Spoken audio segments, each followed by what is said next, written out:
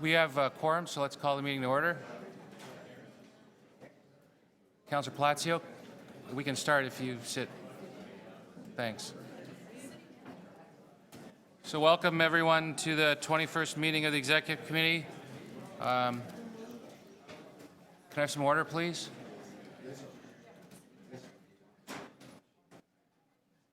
Thank you. The mayor's not joining us right now. He's delayed in his office. He has a meeting, so he's asked me to step in his place. So you can watch us on YouTube at the Toronto City Council Live or follow the meeting on your computer, tablet, or smartphone at toronto.ca/council. Before we proceed, I would like to take a minute to welcome Councillor Burnside, our newest member of the committee. John, we're happy to have you here, and we're looking forward to your contributions. So, there we are. Are there any declarations of interest on the Municipal Conflicts of Interest Act? Seeing none. Okay, let's. Minutes of the meeting.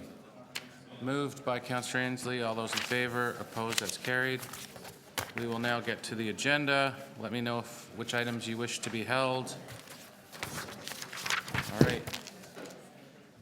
Item number 1, election of chair. So we're going to hold that. And for item 1 and 2, we're going to hold under my name, I guess. And item number 3, modernizing Ontario's Municipal Legislation Act 2016. We have DEPs. Thank you. Item number 4, amendments to the master agreement between the CNE-A Exhibition Place and the City of Toronto. Can I get adoption? Moved by the Budget Chief. All those in favor? Opposed? That's carried. Public art and monuments donation policy. We have deputations. Number 6, report on Count Yourself In workforce survey. Recommendation to adopt from somebody. Moved by Councillor Shiner. All those in favor, opposed, that's carried. TO Core. I'd like to hold that. Councillor Shiner on 7 is holding. Number 8, authority for the Yonge-Dundas Square Board of Management to enter into a 10-year contract agreement with Outfront Media and update Dundas Square. Special signed district regulations for 1 Dundas Street. We're holding that for DEPs. Number 9, update on the shared services project. You want to move that, Councillor? Moved by Councillor Ainsley. All those in favor, opposed, that's carried. Item number 10, standard community use agreement for city-funded assets on school sites. Do we have a motion to adopt the recommendations? Moved by Councillor Ainsley. All those in favor, opposed, that's carried. Number 2111, talent blueprint progress report, including performance measures for 2014-2015 and planned key actions 2016-2018. Adopt the recommendations. Moved by Councillor Palacio. All those in favor, opposed, that's carried. 2112, occupational health and safety report, first and second quarter 2016. Adopt the recommendations. Moved by Councillor Pasternak. All those in favor, opposed, that's carried. Governance and financial bylaws. The Board of Governors of Exhibition Place. Councillor DeGiorgio will move those recommendations. All those in favor, opposed, that's carried. Welcome. Toronto Transit Commission Capital Program Delivery Review. The chair is going to hold that. 2010, standard community use agreements for city-funded assets on, oh, pardon me, that's, I turned the page backwards there. 2015, Toronto Transit Commission 2015 Annual Report on Diversity and Human Rights Achievements. Moved by Councillor Palacio to adopt the recommendations. All those in favor, opposed, that's carried. 2016 Transit Fare Inspection and Enforcement Model Update. Adopt the recommendations. Moved by Councillor Thompson. All those in favor, opposed, that's carried. 2017 Toronto Hydro hired consulting firms. The chair is going to move that we defer that item indefinitely. All those in favor, opposed, that's carried. 2018, request for report on automatically recognized historical events acknowledged by Global Affairs Canada. There's a recommendation. Does someone want to move that? I'll move that, Mr. Chair. Moved by Councillor Palacio. All those in favor, opposed, that's carried.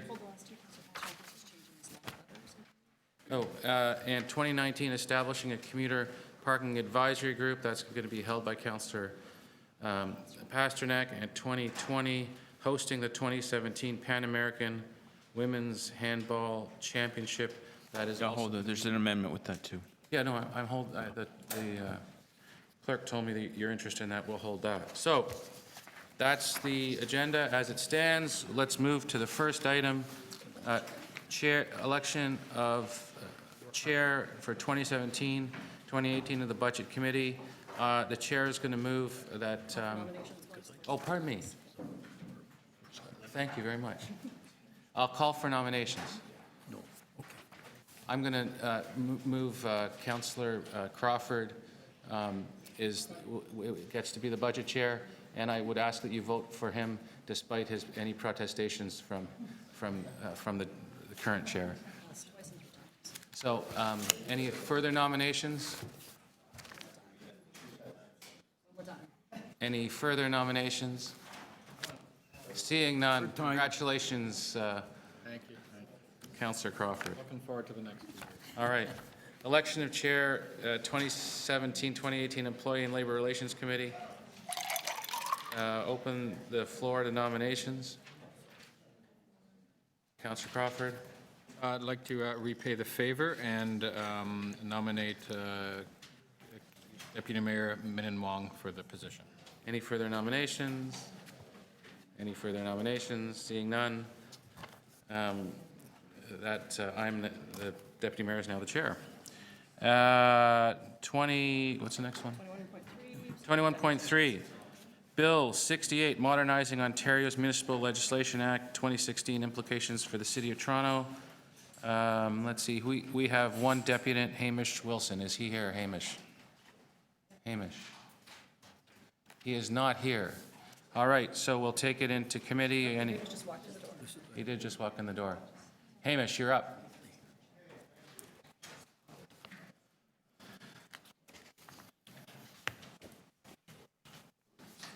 Yes, thanks for being here. I'm sorry I'm a bit late. With Bill 68, sometimes I'm very happy that we're still creatures of the province because, you know, the amalgamation isn't working in some ways, for sure. And at times I feel we have a distinct systemic discrimination in favor of cars. I'd call it carism. We're not seeming to do very well at looking at basic facts. And the smarter move for a mere citizen sometimes is to fuss up a level or two on important issues. So we'll tend to nickel and dime women and children and the vulnerable, and we're not really squeezing the billions in the suspect subway extension, where scheming is trumping planning, and yes, all levels are in this somewhat. The Gardiner is another example where the billions get committed, no problem. Housing inflation's at 15%, property taxes are in the 80s. So we also have climate culpability, I think. We're increasingly climate criminals, and we fudge the numbers to pretend we're green.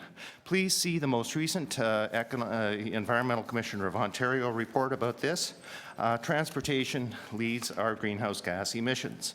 It is a very serious problem, and yes, sure, it's very nice to be biking in such great weather. It probably helps the snow clearing budget as well. Where is this particular phrase? Transportation leads our greenhouse gas emissions. Yes, there we are, right there. Transportation is our biggest challenge, and we're not very good, quite honestly, in this city. So we have the Places to Grow Act. We're governed by the province. I'd like to see some enforcement and real penalties in this particular thing. And another issue is, say, the new bike strategy. In a background document to this new bike strategy, we managed to chart where cyclists get harmed, but we give a different scale to the suburbs and to the centre core of the city. And that's against the Ontario Human Rights Code in terms of it being a discrimination against place.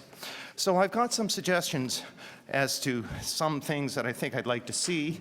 I don't think you'll necessarily be passing them somehow because this is what the city is, but I'm copying Mr. Morrow, and I'll work up some other copies as well. So I'd suggest, why don't we have 2-year terms again?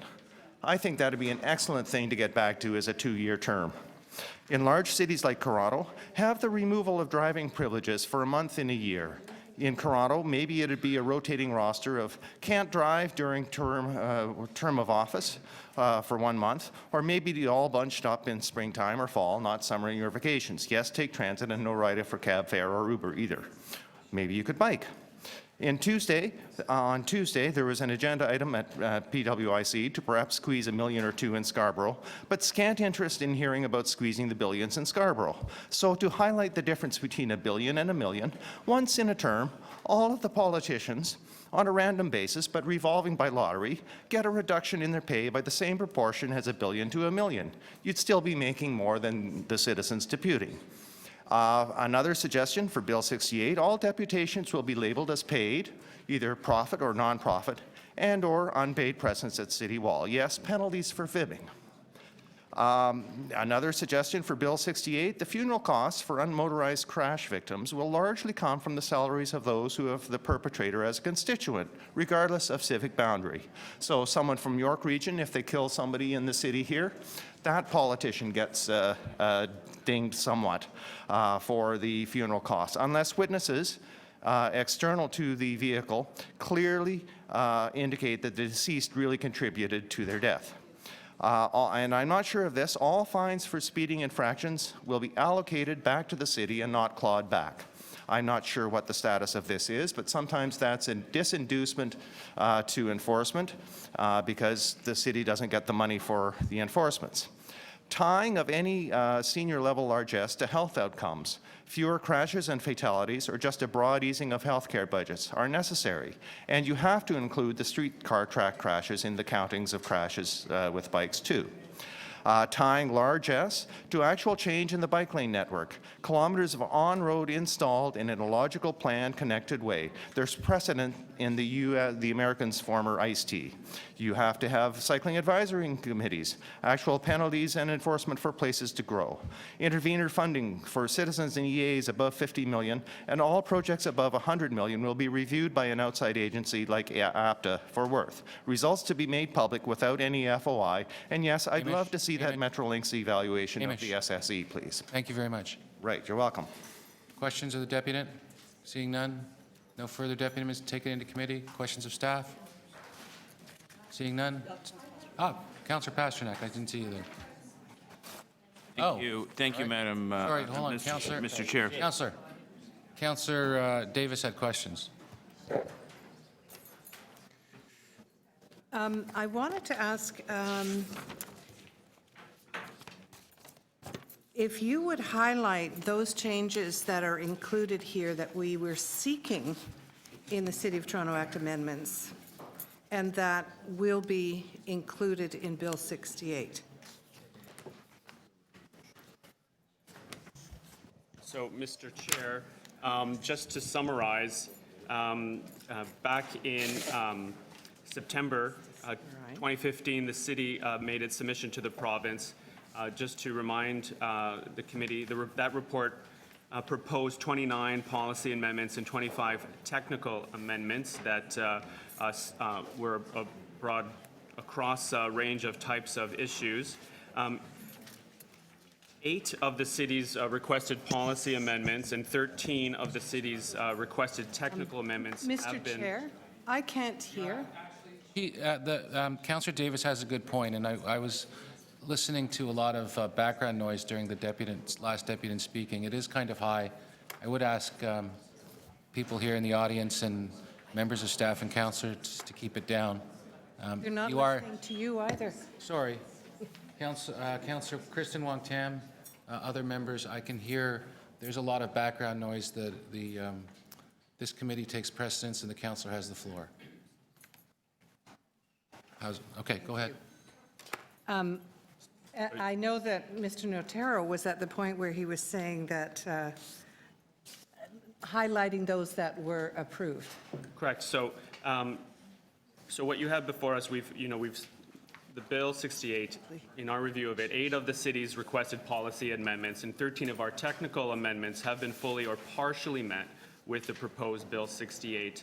And the report, in the body of the report, we summarize the key asks and things that were not accepted. There is an attachment I know. that... Quickly highlight the 8 that were included.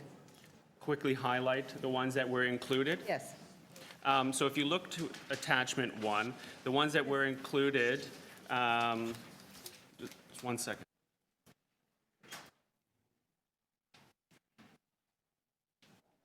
Did you stop my clock, Mr. Chair? Did you stop my clock?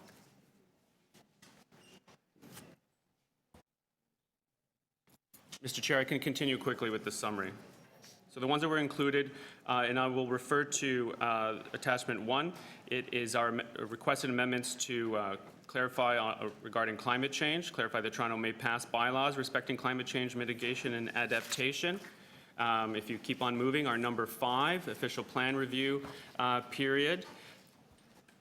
I'm just going to go through to summarize quickly. The local appeal body requests and fees on number 8. Number 9, planning, zoning-related implementation tools. 11, harmonized sign regulations. 13, public service bylaw. 14, time limit for investigations under the lobbying bylaw. 18, expanded investment authorities. 24, vacant unit rebates.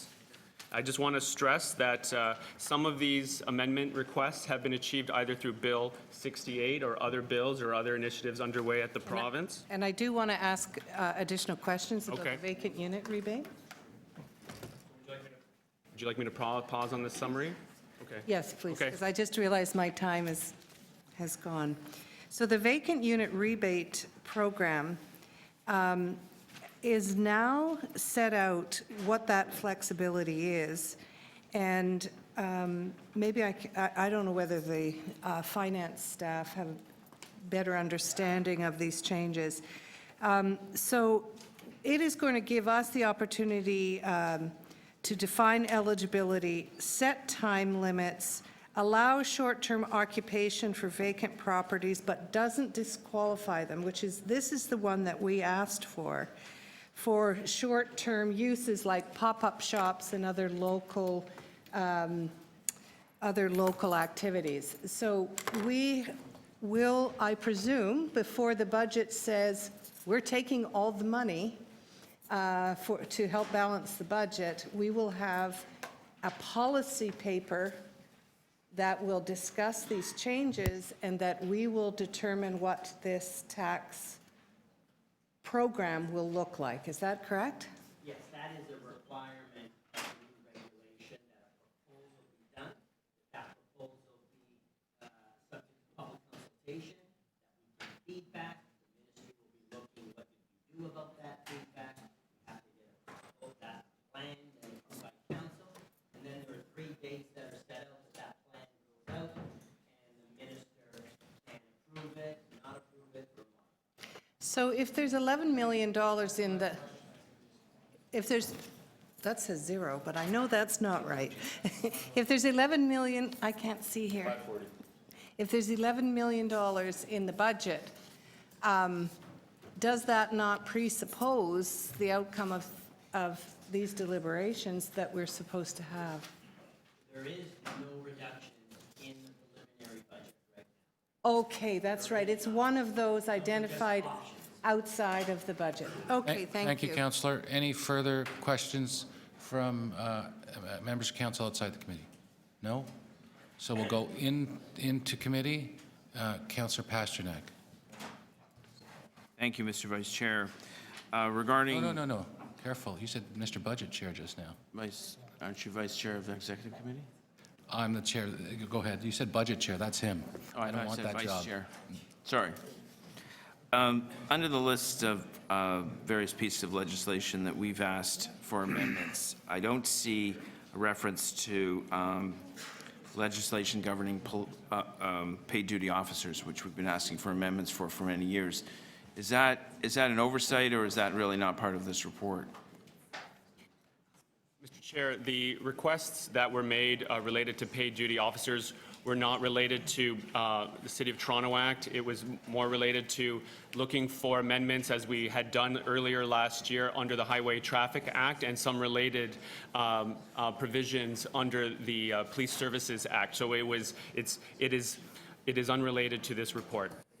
All right, but on page 5, you've listed off a series of legislation other than the City of Toronto Act, where you're saying that various reviews and processes are made under different pieces of legislation. Are we addressing paid duty officers under the Highway Traffic Act in another approach to Queen's Park, or should it be included here? The list, as you noted on page 5, reacts to requests coming out of the council direction on the City of Toronto Act from September 2015. So we were looking to provide members of council with an understanding of where that report direction was being addressed within provincial legislation or other initiatives. The Police Services Act is being reviewed as a separate initiative, and they are looking at the types of requests that we have made earlier last year in terms of how it relates to paid duty officials or traffic enforcement, et cetera. Thank you. On page 6, there's a reference here to the electronic participation in meetings of City Council and I guess standing committees. Is that a telephone link up, or is that a visual, like a Skype or a FaceTime link up, or we don't differentiate? The term is And the second part of my question is, it doesn't make reference to whether the electronic participation allows for voting from the person who is not on site. So, to answer the first part of your question, that would be up to the council. This has to be addressed in a procedure bylaw, and I would recommend that advice from the city clerk be provided before council makes a decision about that, and that the report from the city clerk would canvass various options for electronic participation if council is considering that. And then secondly, yes, I do believe the member could vote. Now, on page 9, there's a reference here of loosening up the stringencies of missed council meetings and the consequences of it. And there's a reference here that when a member misses 3 consecutive council meetings, if the absence is a result of pregnancy, childbirth, or adoption, the 3 consecutive rule and loss of seat is waived. Is that, yeah. Was there any discussion of looking at chronic or terminal illnesses as part of that list as a potential exemption to the 3 consecutive meeting missed rule that causes a councillor to lose their seat? This is actually not a City of Toronto ask, so we weren't involved in the discussions around this and can't comment on the scope of them. You can't comment on the scope of the staff report. No, I'm sorry. Just to be clear, we're not able to comment on the scope of the discussions around this particular request. I would certainly expect that it would have been broader, but we weren't involved in those discussions. And my final question is on page 7 regarding land use planning. It was my understanding that if we set up a local appeal body, we could not then dismantle it. Once set up, it was permanent. In reading this, I understand that's now changed, where in fact we do have the flexibility to dismantle it at a later date. Is that correct? That is correct, Mr. Chair. Okay. Thank you very much. Thank you. Pardon me, Mr. Chair, I'm being corrected on. Sorry, if I can just clarify. So on the local appeal body, we had 2 requests. We asked that we be provided authority to change the local appeal body or dissolve it. So what Bill 68 has provided is council authority to change it, which, means it could change its governance structure, its membership, et cetera, et cetera. They did not give us the ability to dissolve it without a ministerial approval. So the bottom line is we'd have to make application to dissolve it. Okay, thanks That's very much. correct. Great. Councillor Thompson, did I see your hand go up? Go ahead. Thank you, Mr. Chair. Just on page 4, extending the time limit for investigation of Provincial Offences Act charge under the city's lobby bylaw, going from 6 months to 2 years. I'm just wondering, why is it necessary for such an expanded period of time in order to go through these investigations? This is something that the previous lobbyist registrar raised and was included in the report from the city manager that went to council. So it is a council-endorsed ask.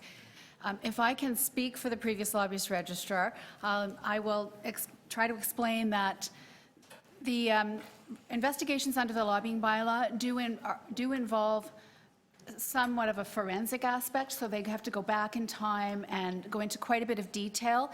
In that way, they're different from investigations for violations of other bylaws. For example, the property standards bylaw. If the fence is too high, or the grass is too long, or for the sign bylaw, the sign is the wrong size, it's very easy to identify that. There isn't the investigative component. Okay, no, that's very helpful. I just wanted clarification in terms of my understanding. On page number 9, it talks about the excess proceeds that are paid into the court and the time allowance there. So we're going from, is it from 1 year? Now it would go where the proceeds are paid into the court. The city would only be able to have a claim after 10 years?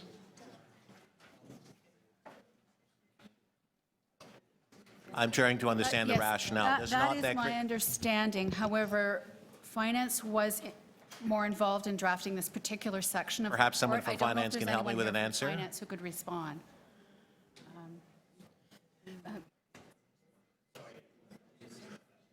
Sure. I was trying to understand on page number 9, top of the page, the changes that the province is actually recommending or suggesting with respect to the proceeds from tax sales, where they are looking at extending the time period where the city would have access to those funds to a period of approximately 10 years. I'm trying to understand what's the rationale there, sort of the as of right that the city had initially would change dramatically.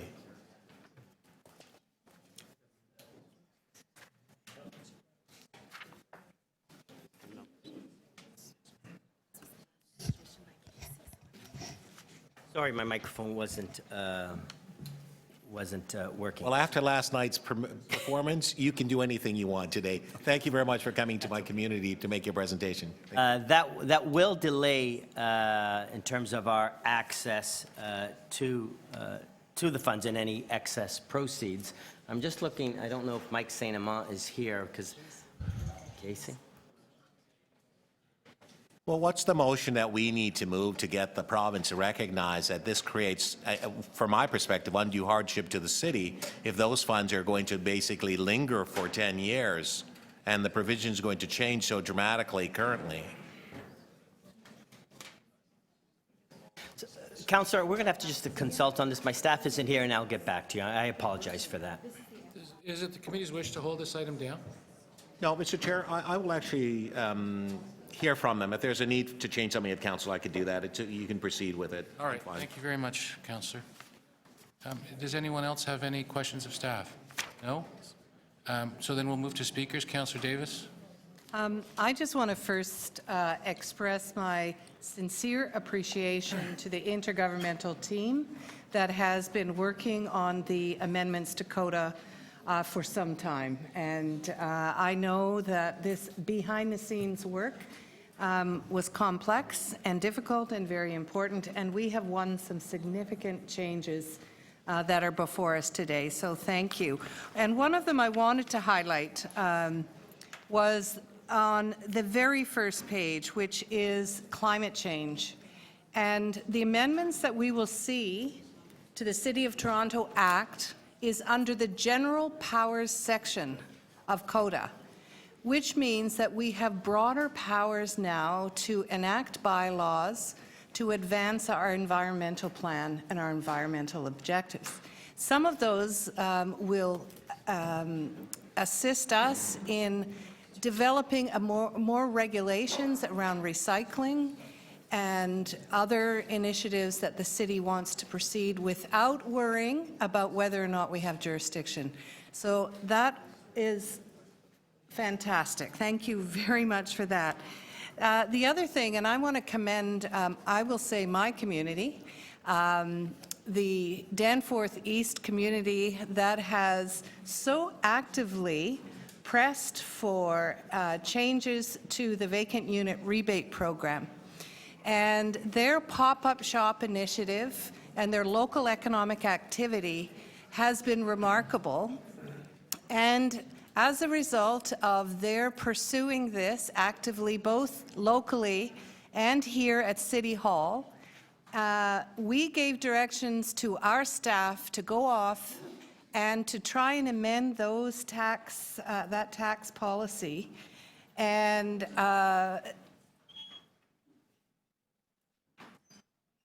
which is exactly what happened.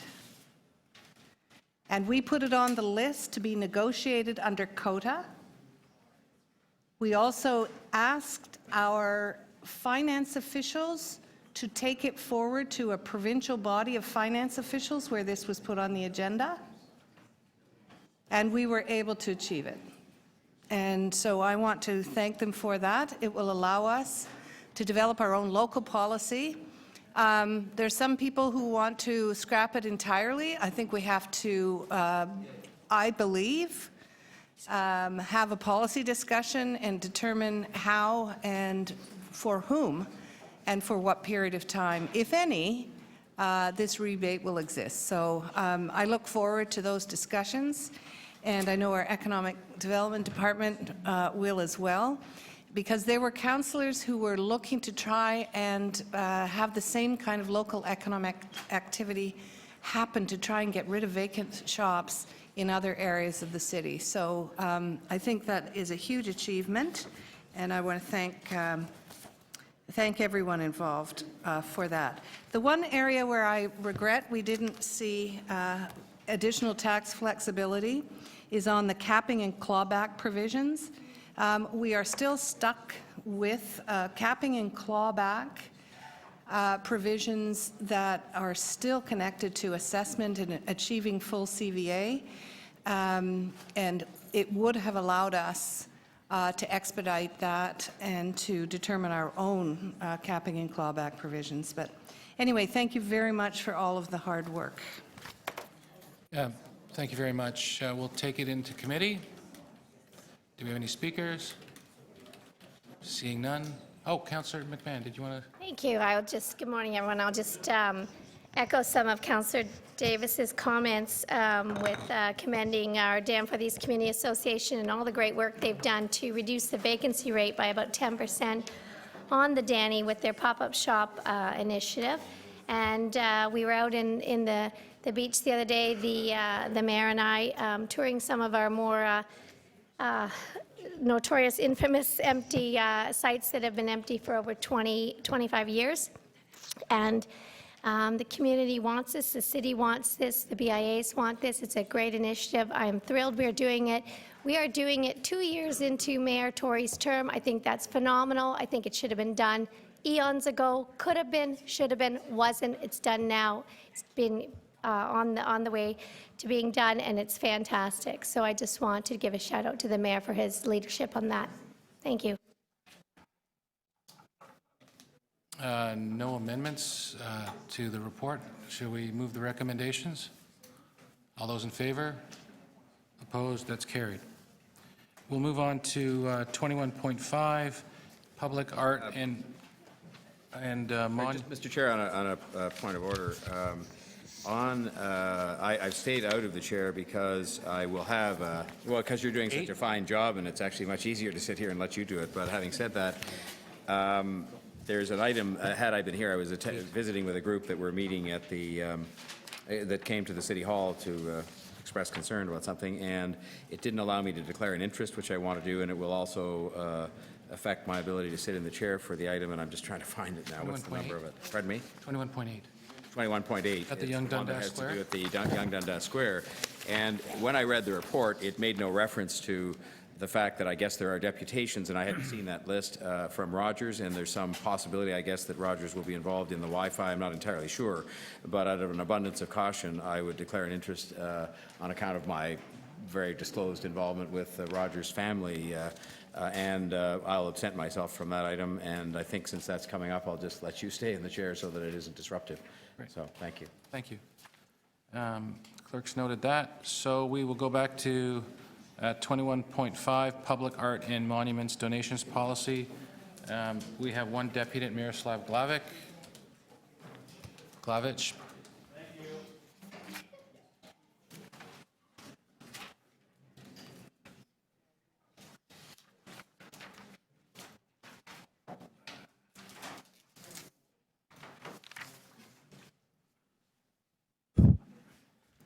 Okay. You're doing a good job as chair, by the way. Thank you. Okay, where is it? It's a great policy, with the exception that when people donate art monuments, I kind of have an issue with city staff deciding if it's good or not, or when you put one of those memory benches in my neighborhood, if somebody wants to donate, it should be the community that decides. Nothing against city staff, you people do a wonderful job. And where's, no, here. 1 second. Come on.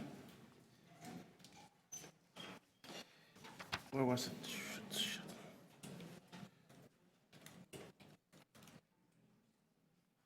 Oh, here. Not that.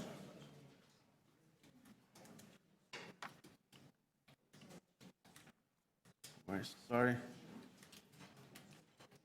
There's one part that has significance to the community or significance to Canada. That amount of, where is it? Significant value or whatever to community.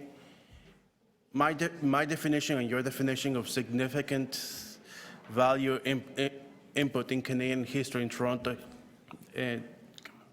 value is completely different. And again, with all due respect to the city, I don't think you should decide what's put in my community or whether a bench, it should be the community that uses it. And yes, there should be a public consultation on all the art. Oh, gee, my reputation's about to crash. Yeah, that's it. The final decision should be led in a public consultation with the community and with the local councillor, which mine is not even here. The community should decide the same thing. I shouldn't decide if a public art goes on Woodbine Beach. I don't live in Mary Margaret's ward. It should be the local community. I visit it, you know. But any public art should be the final say. Should be the community, people who live there, who look at it. What I find good art, it may not be the same. What Frank DiGiorgio thinks it's art, you know. I personally want to put in Gill Park a giant statue of Councillor Ainsley, but that's just me. No.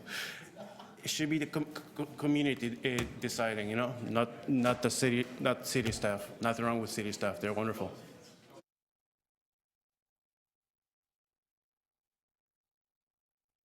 There are no further deputant. Oh, did you have questions of the deputant? So we'll end the deputations. Questions of staff. Councillor Davis. There are some community groups that are working and have been trying to navigate through all of the pre-existing and complex donation policies, art policy, monument policy, parks policy. Are we going to ask those that are kind of midstream in approvals to start over again to apply this new policy? Or can we grandparent those that have been working with the city already, that they don't have to go back and do another different process with a different set of criteria. Can we apply this policy for new applications? Through the chair, to the councillor's question, yes, we will be applying it only to new donation requests that are made. Thank you. That's it. Great. Any questions of members of the committee? No? So we'll move to adopt the recommendations. All those in favor? Opposed? That's carried. We'll move over to 20.7, Teal Core Downtown Planning. There is a deputant, Hamish Wilson. Can you talk about that, and maybe we can help you out a little bit? Do you want to reach out and set up a little conversation? Yes, good morning again. Thank you for being here. At times I'm on the darker green, so one phrase I remember is growth for growth's sake is the ideology of a cancer cell. And if the city had responsibilities for the health budget, you might notice that there's a cancer epidemic going on because you'd be paying for it. Now, yes, we have a lot of GDP and wealth transfers, and it's all good, and we need money and everything, but there are other things beyond mere growth, and maybe you've also noticed just how fracking warm it is, which is great for biking and helpful for snow budgets and other mobilities, thank you. But the downside is that it may be awfully hot again as it was last summer. So maybe we need less growth or smarter growth, even within the narrow confines of just how filed up the Toronto, the transit access and mobility is in the city, even though I know there are valiant efforts and there's an awful lot of money being spent. Thank you. It's even worse, I hear, sometimes in the more car-dominated areas of the city beyond the core. So in terms of managing our growth, what I think really needs to happen is a development freeze, not more growth, but a development freeze, in a hard freeze and a soft freeze in the West Core in particular. I'll just give a little map of what I'm thinking is necessary from this was what was at hand. It's an interesting little map of what was approved by voters in 1949 for transit. The darker line here around the West Core, I think we need a soft freeze until the transit is better. And we keep talking about we need to do transit, and yes, some is happening, but it's not happening in the right places or in the right ways. So a harder freeze here, and in the bright yellow, orange, green, or bright yellow, green, a very hard freeze to preserve and act upon developing a new corridor, because we have to be thinking of new corridors for our transit. The King Street right-of-way is not going to be adequate. It was not deemed adequate in the 1992 West Waterfront LRT in comparison with doing a new transit way on Front Street, a robust transit way. And we have to really start to act to preserve these new corridors and develop them, because we can't afford to build subways everywhere, and even though that's the intent, and the transit supports our growth. So we've got to start thinking about developing the new corridors where it makes sense, because we build subways in sprawl and we're rebuilding and building roads in the core, and that doesn't really make sense. It's basically world-class practices. On another point of managing growth, I think our thoughts of where the cordon is and where the transport counting should be is perhaps misguided as well. If we ever move to London's example of having a congestion zone, I think what we should do is react to the natural barriers out at High Park and the limited access there. So that's the west boundary. The rail tracks also limit the access points over somewhere to the Don Valley and then down and then the waterfront. So I think that would be a nudge to develop more of a car-free or car congestion zone if we actually improve the transit first. And we've had decades, like here's one example from, what was it, 1946. Yes, there is a Queen Street subway. Here we are here. From traffic and air pollution are key issues for the 1990s. We really haven't done much about it. There's the idea for a Front Street transit way. And then going back to the 50s again, Canadian cities' most difficult problem is traffic congestion, says Metro Chairman F.G. Gardner. There is no mystery about what has caused the problem. He labels cars. So we've known for a long, long time, and yet we're not really doing all that much to improve it. Thank goodness for GO. GO's been wonderful. What else is there? Thank you for your time and patience. We also need to develop, in terms of the growth, we have to start including and measuring the materials of our buildings and building processes and their energy and carbon dioxide emissions in our accounting. Sure, it'd be inconvenient and maybe a problem, but if you don't count these emissions, doesn't mean that the atmosphere isn't counting them. And the momentum of the climate change is so great. It is so great, and I think we've passed tipping points, and it's really bad news. I see that I'm at, oh yeah, we're kind of fudging our emissions, by the way, and we're not being honest about it. Thank you. Thank you very much. No questions of the deputant? That was the only deputant. We'll take this into committee. Any questions of staff from visiting members? Seeing none. Any questions from members of the committee? Seeing none. Oh, sorry, Councillor Shiner, I saw your hand raised halfway. I'm not sure whether. I'm just, there's a recommendation to receive the report, and I'm more than prepared to move the staff recommendations to receive the report. I know there's been an awful lot of work that has gone into this TO core review so far, and if you read the report, it also stretches now into many of the other city policies, including our parklands policies, our development charges, and others. So it's a very important report on an area of the city that is under severe pressures for the ongoing development in that area, some areas substantially greater than what was envisioned in the current official plan. And it talks about going, I think, from a little over 200,000 persons living in that area to well over 400,000 persons living in that area. So that's a doubling of the population. So I'm supportive of the direction staff have gone, and I look forward to their continued reports on this, and I'll move the motion to receive. All right, motion to receive. All those in favor? Opposed? That's carried. The next item is the Yonge-Dundas Square item. So the mayor is going to step away because of his conflict. We have a number of deputants. We have, actually, did you, Councillor Pasternak, before we did that, did you want to try and release your items, or? Yes, we had to make a try. We had to make amendments to both. If those amendments are ready, sorry, Mr. Chairman, what item is this? Do you want to try and get rid of number 19 and number 20? No, I have questions. You do? Okay, so if it's not quick, we won't do that. So we'll just carry it right along with 21.8, which is authority for the Yonge-Dundas Square Board of Management to enter into a 10-year contract with Outfront Media and update Dundas Square special sign district regulations for 1 Dundas Street East. I just did have a question. So we have 9 deputants, and I noticed that there's one company has three deputants. Now, is that normal, or should they,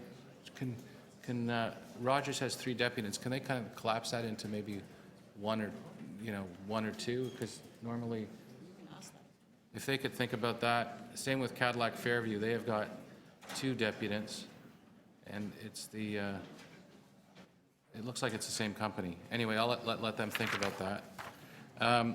But the first deputant is Dan Sternino. Pardon me, is Sealosk? Sorry about that. Sealock Media, Astral Out of Home. Good morning, Chair, members. My name is Dan Starnino, Vice President, Business Development and Operations for Sealock Media, now Astral Out of Home. I want to speak on this item. In 2015, there was an RFI, a request for signage on the square. The intent of the RFI was to respect the architecture of the square, and I think there were a half dozen submissions. In 2016, Phase 2 of the RFI came out again. They asked for actual financial numbers and designs for the signage on the square. We are one of the companies that submitted. We were not the successful candidate, which we have no problem with. Our issue is with the proposed signage on the square. So what I'd like to do is show you what we proposed to respect the architecture of the square and the height and the surrounding properties. So if you look where it says YDS, the 4 digital signs which would have had rounded corners, which would have created a wraparound under the existing awning. And if you look at what's being proposed today,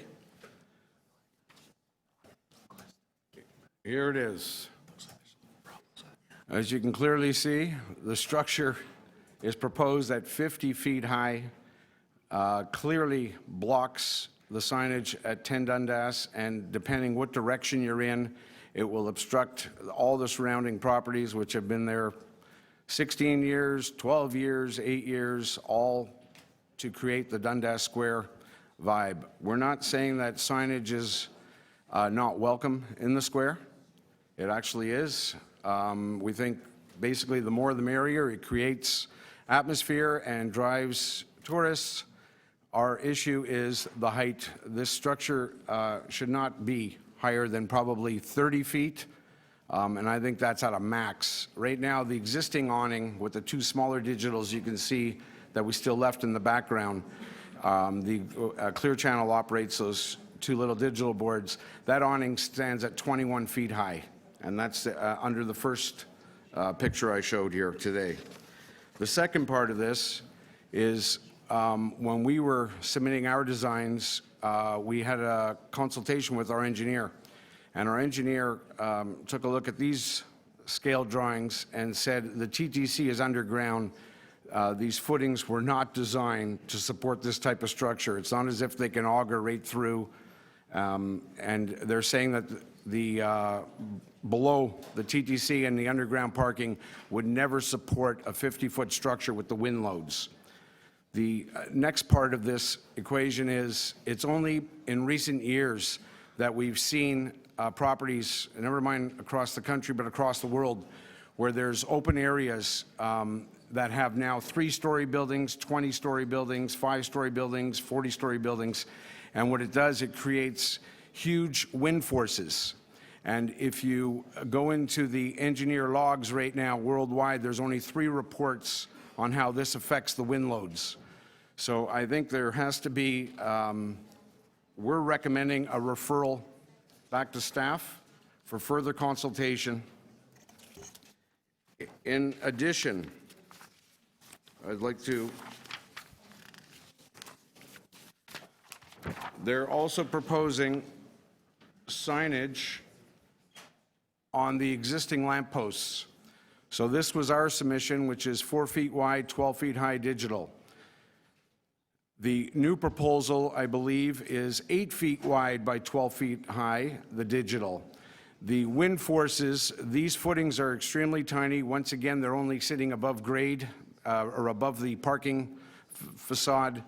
The wind loads, according to my engineer, could actually snap those existing lampposts if you're putting an 8 by 12 digital on the existing posts. And they don't see how the footing could be re-supported due that there's really nothing under the ground except for the parking. I thank you for your time today. Any questions of the deputy? No. Paul Seaman, Clear Channel.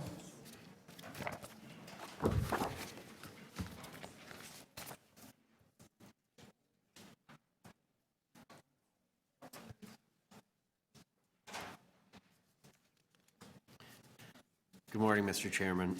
I'm Paul Seaman. I'm Vice President of Clear Channel, the current provider of the Yonge-Dundas signage for over 10 years, and a proponent to this RFI. Our issue, Mr. Chair, is not that we're losing a long-term agreement, but that we are doing so as a result of a fundamentally flawed and unfair process, and further, one that does not seem to respect other legally placed signs. First, the City of Toronto should not grant a variance to a sign that is specifically designed and placed to obstruct other signs. While Yonge-Dundas is a special sign district, each sign stands on its own merit and does not attempt to obstruct or block other signs. The City should not allow the obstruction of sight lines while levying increased tax, both sign and property. The City would not approve a private sector sign that intentionally blocks other signs, and it should be consistent in its approach. The signage is designed specifically to target vehicular traffic substantially north and south on Yonge and does not serve to engage the pedestrian traffic due to its extensive increased height. This is completely inappropriate. The original intent of this signage was to engage and benefit Dundas Square. Now it serves to be a billboard that obstructs other billboards. We can confirm from our own studies that our engineers have advised that a significant increase of height would not be structurally feasible. The process is further flawed in that the executive director specifically advised Clear Channel that the RFI was for screens only and not to alter the architecture of the square. Clear Channel worked within these parameters. The ED then informed Clear Channel that he felt our Phase 1 RFI response was the proper direction and that he would like to enter into sole supply negotiation.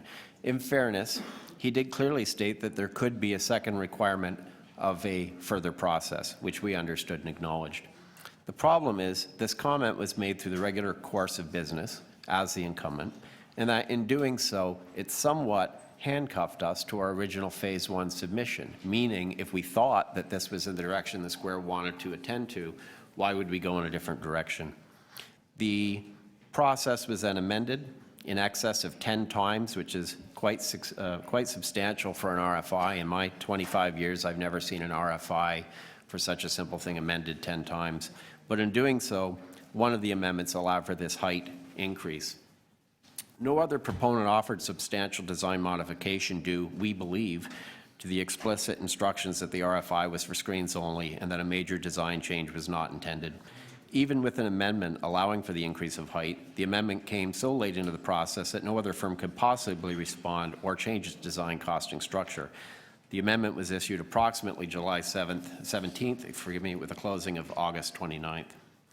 We urge the City to cancel the RFI, not proceed with recommendations, but rather direct staff to issue an RFP for design that respects the intended use, followed by a tender to determine ultimate value and revenue for the City. Ultimately, who will sell advertising and manage the content. Otherwise, the City will be endorsing unfair procurement and double standard treatment of variance applications. Different rules for the City versus private sector is simply wrong. Thank you, Mr. Chair. Thank you. Any questions of the deputant? Seeing none. Thank you, Mr. Seaman. Paul Harrington. So Paul Harrington, Airden Burles, representing Bentel Kennedy, 10 Dundas East. Thank you, Mr. Chair. It's Patrick Harrington. Sorry, pardon me. Patrick Harrington. What did I say? Paul. Pardon me. Thank you, Mr. Chair. My client is 10 Dundas Street East, Bentel Kennedy, one of the landowners near Yonge-Dundas Square. As the council is aware, there are multiple sign installations on 10 Dundas Street that contribute to the character of the existing Yonge-Dundas Square. My client participated extensively in the public consultation that preceded the recommendations that are before you today, and we certainly thank the city for engaging in such an extensive public consultation. However, one of the concerns that was raised during that consultation was the potential for certain of the proposed sign installations to obstruct existing signs, particularly at 10 Dundas Street East. And to satisfy those concerns, the proponent was asked to go and prepare a visibility study to demonstrate to those who had concerns what were going to be the impacts. And in particular, I'm focusing on the sign at the northeast corner of Yonge-Dundas Square. It's noted in the report as sign A. If you look to the report that was prepared by the consultant, this is a mock-up of what sign A would look like as you walk north along Yonge Street.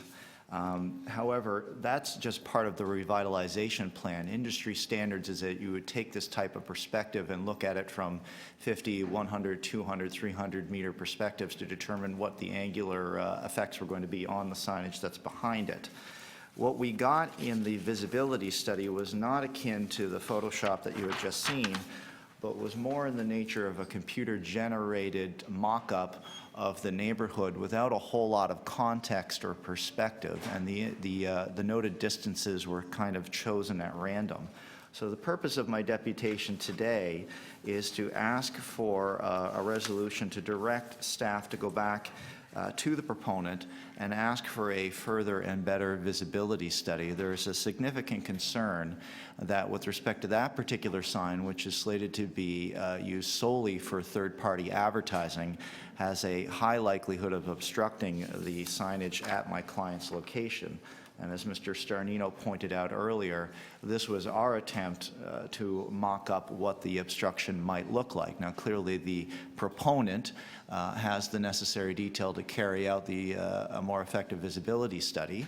And if the visibility study continues to show clear sight lines, then you may not see me again. However, if the revised visibility study shows continued obstruction, then I think we have a problem with what's proposed, and we may need to look at the amendments as proposed in terms of the height and size of that particular sign, sign A, to ensure that the existing installations, which have been approved by the city for going on 10 years now, aren't unnecessarily obstructed by this particular installation. Those are my comments this morning, and thank you.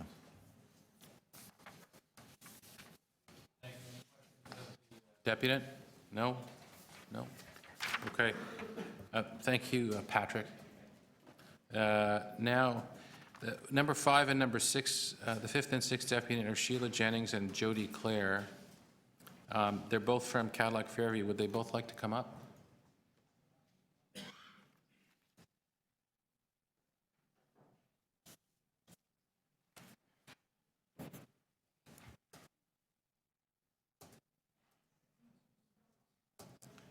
Okay. Now, do you both have different things to say, or are you from the same company? Yes. You'll combine the deputations. Thank you very much. Thank you very much, Mr. Chair. My name is Sheila Jennings. I am the General Manager for CF Toronto Eaton Centre, and I'm here for Cadillac Fairview. As the owners and operators of CF Toronto Eaton Centre, we are very concerned and would like to table the effects of this proposal on the square and on the surrounding neighbours. The sign proposed will have a significant change to the square, and we believe the consultation with surrounding stakeholders was insufficient in that it provided minimal information regarding the scope, design, and size of proposed signs.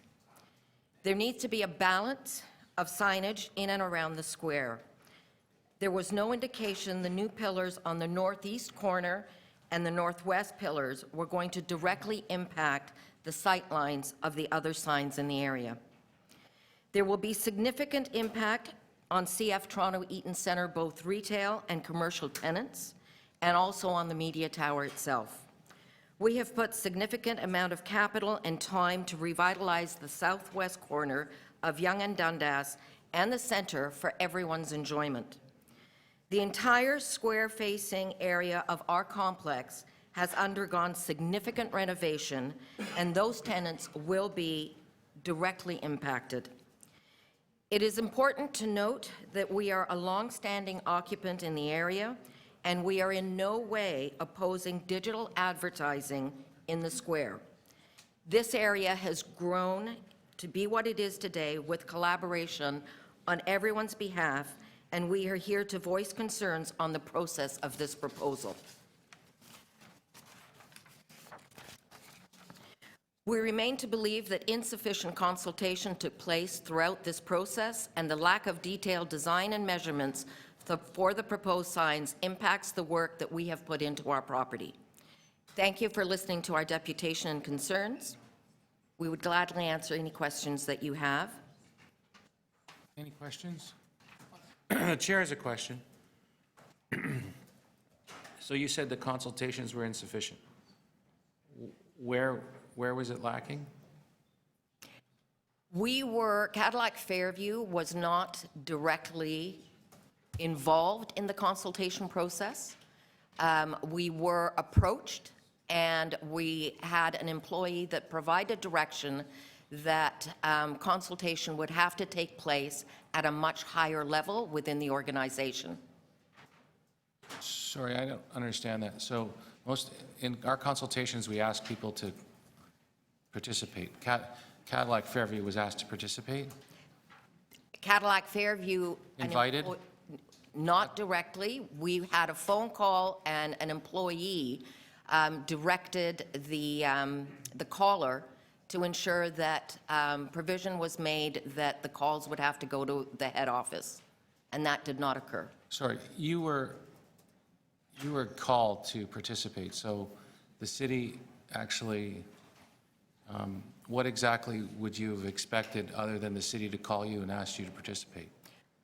The individual that took the call, Mr. Chair, The individual from Cadillac Fairview that took the call? correct, advised that they were not the appropriate individual to be taking the call. All right? And that the call should be placed to head office and provided direction as to who those people would be.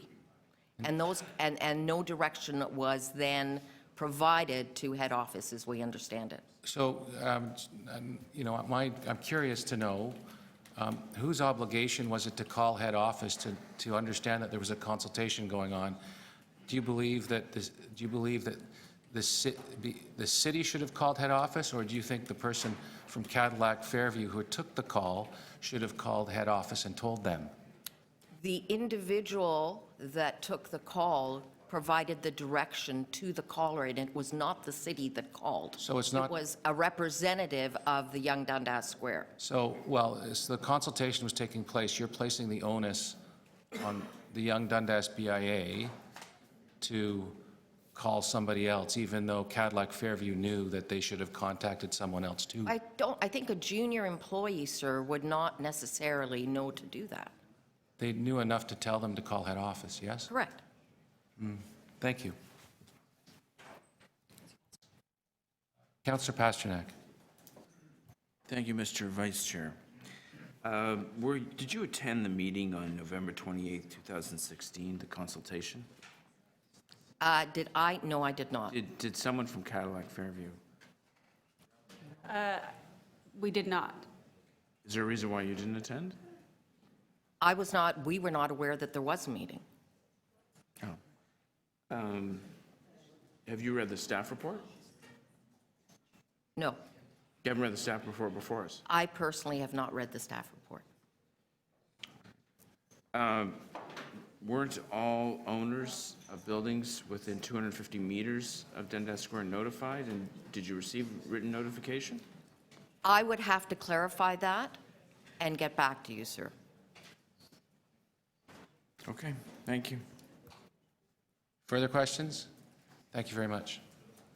The next deputants are 7, 8, and 9 are Catherine Murray, Andy Singh, and David Bourne from Rogers. Are they here? Any of them? One of them? Both of them? All three of them?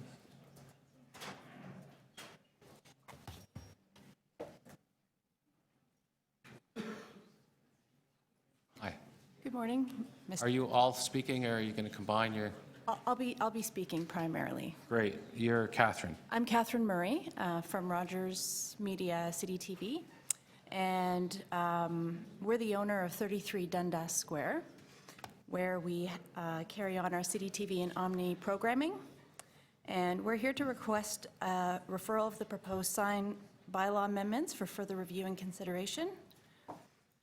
Rogers Media creates about 8 hours of programming daily from Monday to Friday, which films into the square, and more programming on weekends. Our concern is that sign F of the proposal, which I'll just put up here, it's the one circled in black there. It blocks our views into the square, our camera's views into the square, and it's one of the programming signs.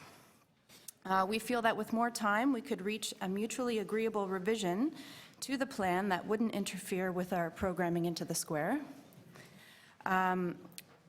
I'd like to add that we don't have a record of having received notice of the public consultation meeting in late November 2016. So we've only recently learned of this proposal and that it was going to executive committee today. So we have had little time to consider the plan. We tried over the last week to work directly with Yonge-Dundas Square on options, but unfortunately we couldn't find one that worked within the existing plan. So we think that with more time, we could consider an option for Signage that would work for us. We're great supporters of the square, and we support increasing its public use and profile, and we support event programming. Thank you very much. Do we have any questions of the deputy? No. So I just want similar questions. So you said you didn't receive notice. Did somebody, so my assumption would be, we're going to ask staff actually as well, so we're going to. No one called you? Well, we were advised that written notices went out to all the property owners. We found this out in the last 10 days or so, but we don't have a record of having received that written notice. No, I asked a different question. So you said you didn't receive written notice. My question is different. Were you called? Did you receive were you invited? That doesn't necessarily mean written. Were you invited to participate in a consultation by either the city or the BIA? Was anyone from Rogers? Are you aware of that? I'm not aware of that, no. Okay. No. November 28th. Not of the November 28th, of earlier meetings, but not the November 28th one. Okay, so let's go back there. So there were earlier meetings that you were invited to? Correct. And were you consulted at that time? Were you told what was happening? Were you asked for your opinion or advice? Were you invited, or did you have an opportunity to give input? Yes, I believe at those consultation meetings, there were several options that were presented for comment. And then I think staff were waiting to hear about what was going to happen next, and then missed that public consultation meeting in November, and then just within the last week or two learned of this report going to committee. So just to be clear, to be specific is you were actually consulted, you were asked for input, you were referring to not receiving notice for one specific meeting in November. Is that what I'm capturing here? Tell me if I'm wrong. That's what it seems to be, that you were, so you confirm that you were consulted, you were asked your opinion, you were asked to have input, but then there was this meeting in November. So that's point number one. We can agree on that, yes? Agreed. Okay, so there was a meeting in November that you didn't get notice of when there was a proposal put forward, and you also were not given notice of this particular meeting. We received notice of this particular meeting, and that's how we found out So that. it was the November meeting that you're saying that you weren't asked to participate in, and therefore this is the thing that you're concerned about. Well, we're concerned that we could have had more time if we had gone to the November meeting to discuss with the applicant on their signed bylaw amendments.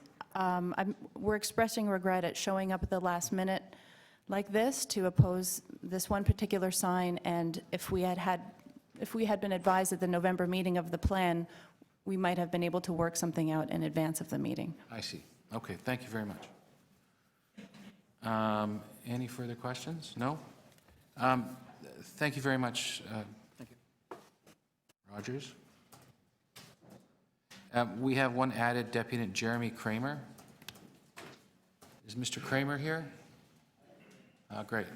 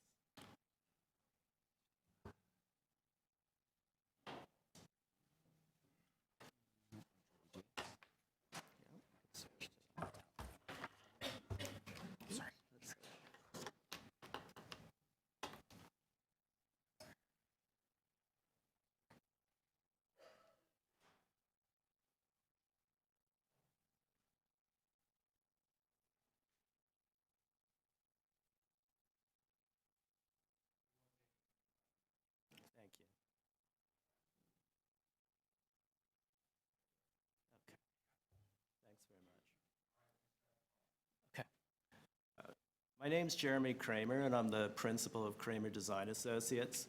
We've been working with the Dundas Square to develop the presentation that you have today.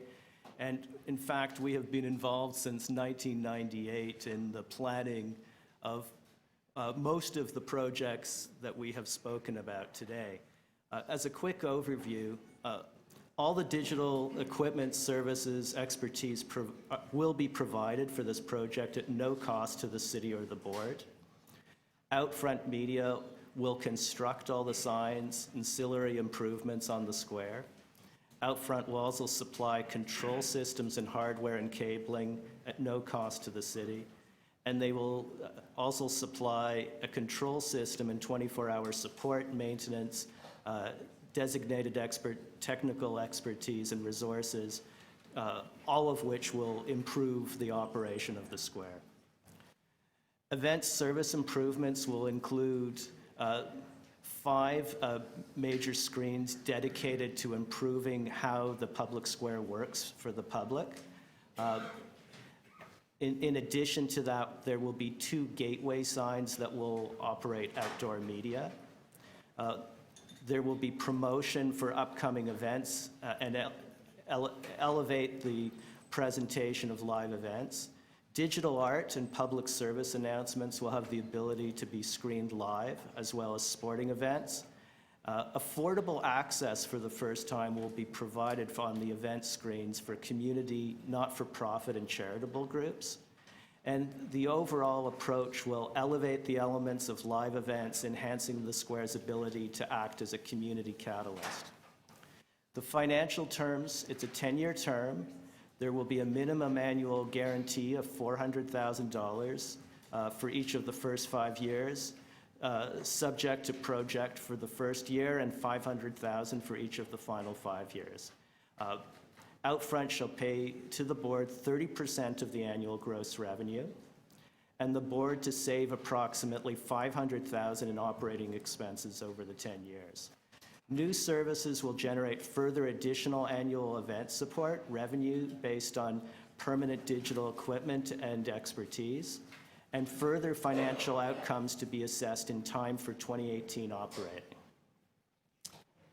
So I wanted to speak a little bit about the primary design objectives, which are very simple. It's to provide and enhance the experience for the public, attract more community events and festivals, activate daily activity within the square, and create responsive technology solutions to support creativity. I have been personally involved in 7 public squares across the country, and we are confident that the toolkit that's being proposed here will allow Yonge-Dundas Square to be more successful and to be more inclusive. The master plan is much more than just about signs. It's about improving the brand identification, improving audio-visual controls for event and performance, enhancing intelligent lighting, making possible more dynamic content programming, a plan for improvements to the performance stage, accessibility upgrades, and improving the appearance along Victoria Street. The image that you see up on the screen now really speaks to what Yonge-Dundas Square and the sightlines are all about. And we've heard from people today concerns about perceptions of blockage, but in fact, Yonge-Dundas Square is all about a visually layered, multi-kinetic experience. It's not about everything standing alone, but it's that layering of imagery that adds to its excitement. I was the designer of the Toronto Eaton Centre Media Tower, 10 Dundas, as well as the Hard Rock Cafe, and the vision that we have has never changed. It's all about experiencing these things as an exciting collage of events. There was mention about the accuracy of studying sightlines, and I just want to correct what has been said, because in fact, photo collages are nothing more than artist renderings. They can be manipulated, they can be altered, they can be skewed. In fact, the image that you saw earlier in one of the deputations showed the sign in the wrong location only to exaggerate a point of view. The reason we have since 1998 for each of these previous development projects used a 3D AutoCAD of the entire area, which means that the pieces are all in exactly the same scale. They cannot be manipulated. It is a true rendition, whereas a photocomposite is simply a photocomposite. Thank you. Jeremy, you've got to finish. Okay. The study views that we have produced show that the proposed pieces will not impact negatively the adjacent uses, which are all 5-6 stories above what we are producing here, and I think there is no issue. Thank you very much. Any questions of the deputant? Seeing none. Thank you very much, Jeremy. Thank you. That's the last deputant. There are no visiting councillors here that have questions? Staff? No? Take it into committee. Any questions of staff? Councillor McMahon. Thank you very much. So I just wanted to ask a couple questions with regard to the deputations today. One about outreach and the second about the height. So just about the outreach, how much do you feel the outreach was sufficient? Do you feel you reached out to all the stakeholders, key stakeholders, and the communication was good and whatnot? So I'll refer that question to the general manager of Yonge-Dundas Square. So my name's Taylor Rotz. I'm the general manager for Yonge-Dundas Square. We have been engaged in this process over a period of about 2 years. We knew that as part of it being part of a special sign district and being in the heart of downtown, that a really significant consultation was required of us, and we really feel that we did do our due diligence. We made a point of inviting everyone in the neighborhood to the design panel. All the neighborhood businesses and stakeholders were invited to attend those meetings. Those who were not able to attend, we reached out to in person and met with one-on-one, including Cadillac Fairview. I do feel I need to point out that the deputant from Cadillac Fairview is a member of the Board of Management of Yonge-Dundas Square and has been aware of this project for 2 years. So there has been significant outreach that has been done.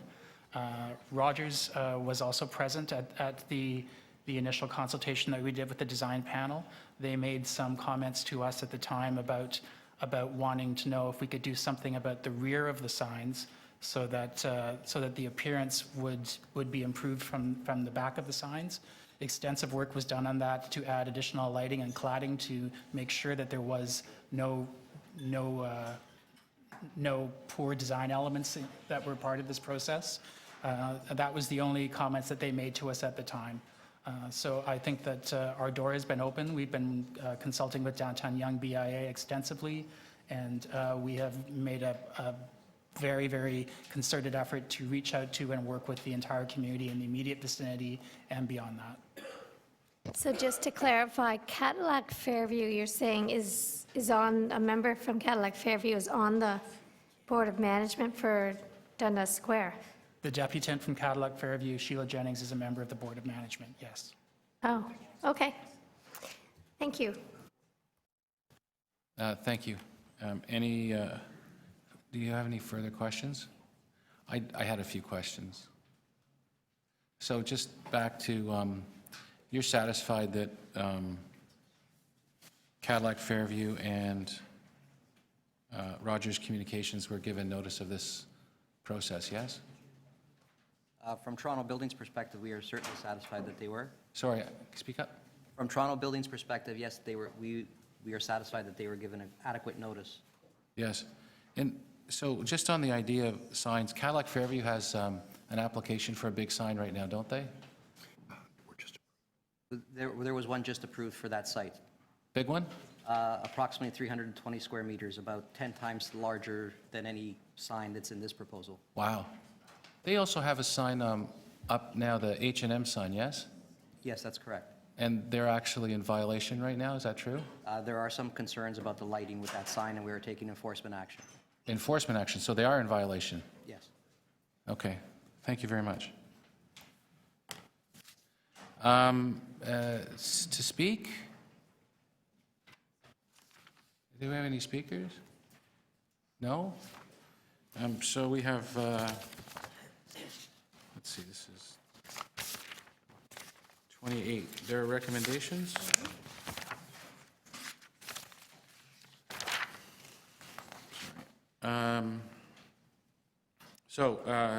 Let's vote on the recommendations. All those in favor of the recommendations? Opposed? That carries. Thank you. We're going to move to 14. We have a speaker, Hamish Wilson.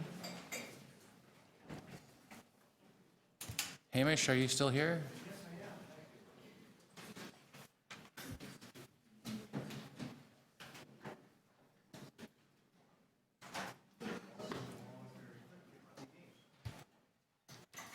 All right. Let me find the correct deputation. Yes, there we are. Thank you. I can see why there might be an interest in reviewing how larger projects are done and how they could be done better, both in dollar terms as well as the timing and progress of them. But I worry that you're looking at a less correct solution or fixes when honestly, many of our problems are from politics and politicians and non-construction delays in designs and changes and doing the wrong things in the wrong places, i.e. subways into sprawl, which is almost a Toronto tradition now. The first Spadina extension was torqued to get to Yorkdale. It should have been going west sooner, aligned with Dufferin, and then going west. Eglinton was planned and good value and underway, but stupidly cut by the Harris Conservatives, some of whom I think are still lurking around here, and we got the Shepherd stubway that cost perhaps $10 a rider of subsidy, I've read. The Sorbara extension of Spadina wasn't planned, or planning didn't recognize its value, so torque was applied, and how much will that be costing us? The numbers will likely be balanced as it runs all into, it all is lumped into one line, and overcrowding on Yonge will be balanced out by Spadina. So we really, and now we've got the suspect subway extension underway. Despite political support by the majority, the numbers are not good enough and or suspect, and this is all designed to what? Maybe make the system so stretched that we have to do extreme things. The numbers here for Spadina are not good, the Scarborough line are not good. That's one example. Using another document, I see this was presented I think to executive. To me, it's also condemning of doing a large project in Scarborough the way that we are, because you see that the number of internal trips in Scarborough is vastly outnumbering the trips beyond the Scarborough borders. So I just fail to see how we're actually getting good value for the money there relative to, say, a project like the Eglinton East LRT, which I think can serve a lot more people, be a lot better value for the money than what we're being embarked upon. So yes, if you want to get value, try planning, real planning, and not scheming. And old isn't necessarily better either. We need to actually consider doing surface routes first, such as, I know some of you have seen this before, I favor trying to get a hold of the Gatineau Hydro Corridor, which slices all the way through Scarborough. It's so wide, we own it already. It's on the surface. Surface doesn't cost nearly as much as doing digging. Digging is horribly expensive. In Curitiba, Brazil, they did a surface priority busway system. They got the same capacity as a subway for 1% of the cost. So we don't need to tweak the large projects so much as think them out better, quite honestly. We need to squeeze the billions and the millions, but yeah, squeeze the billions by doing sensible projects. And we don't hear too much about the project creep either.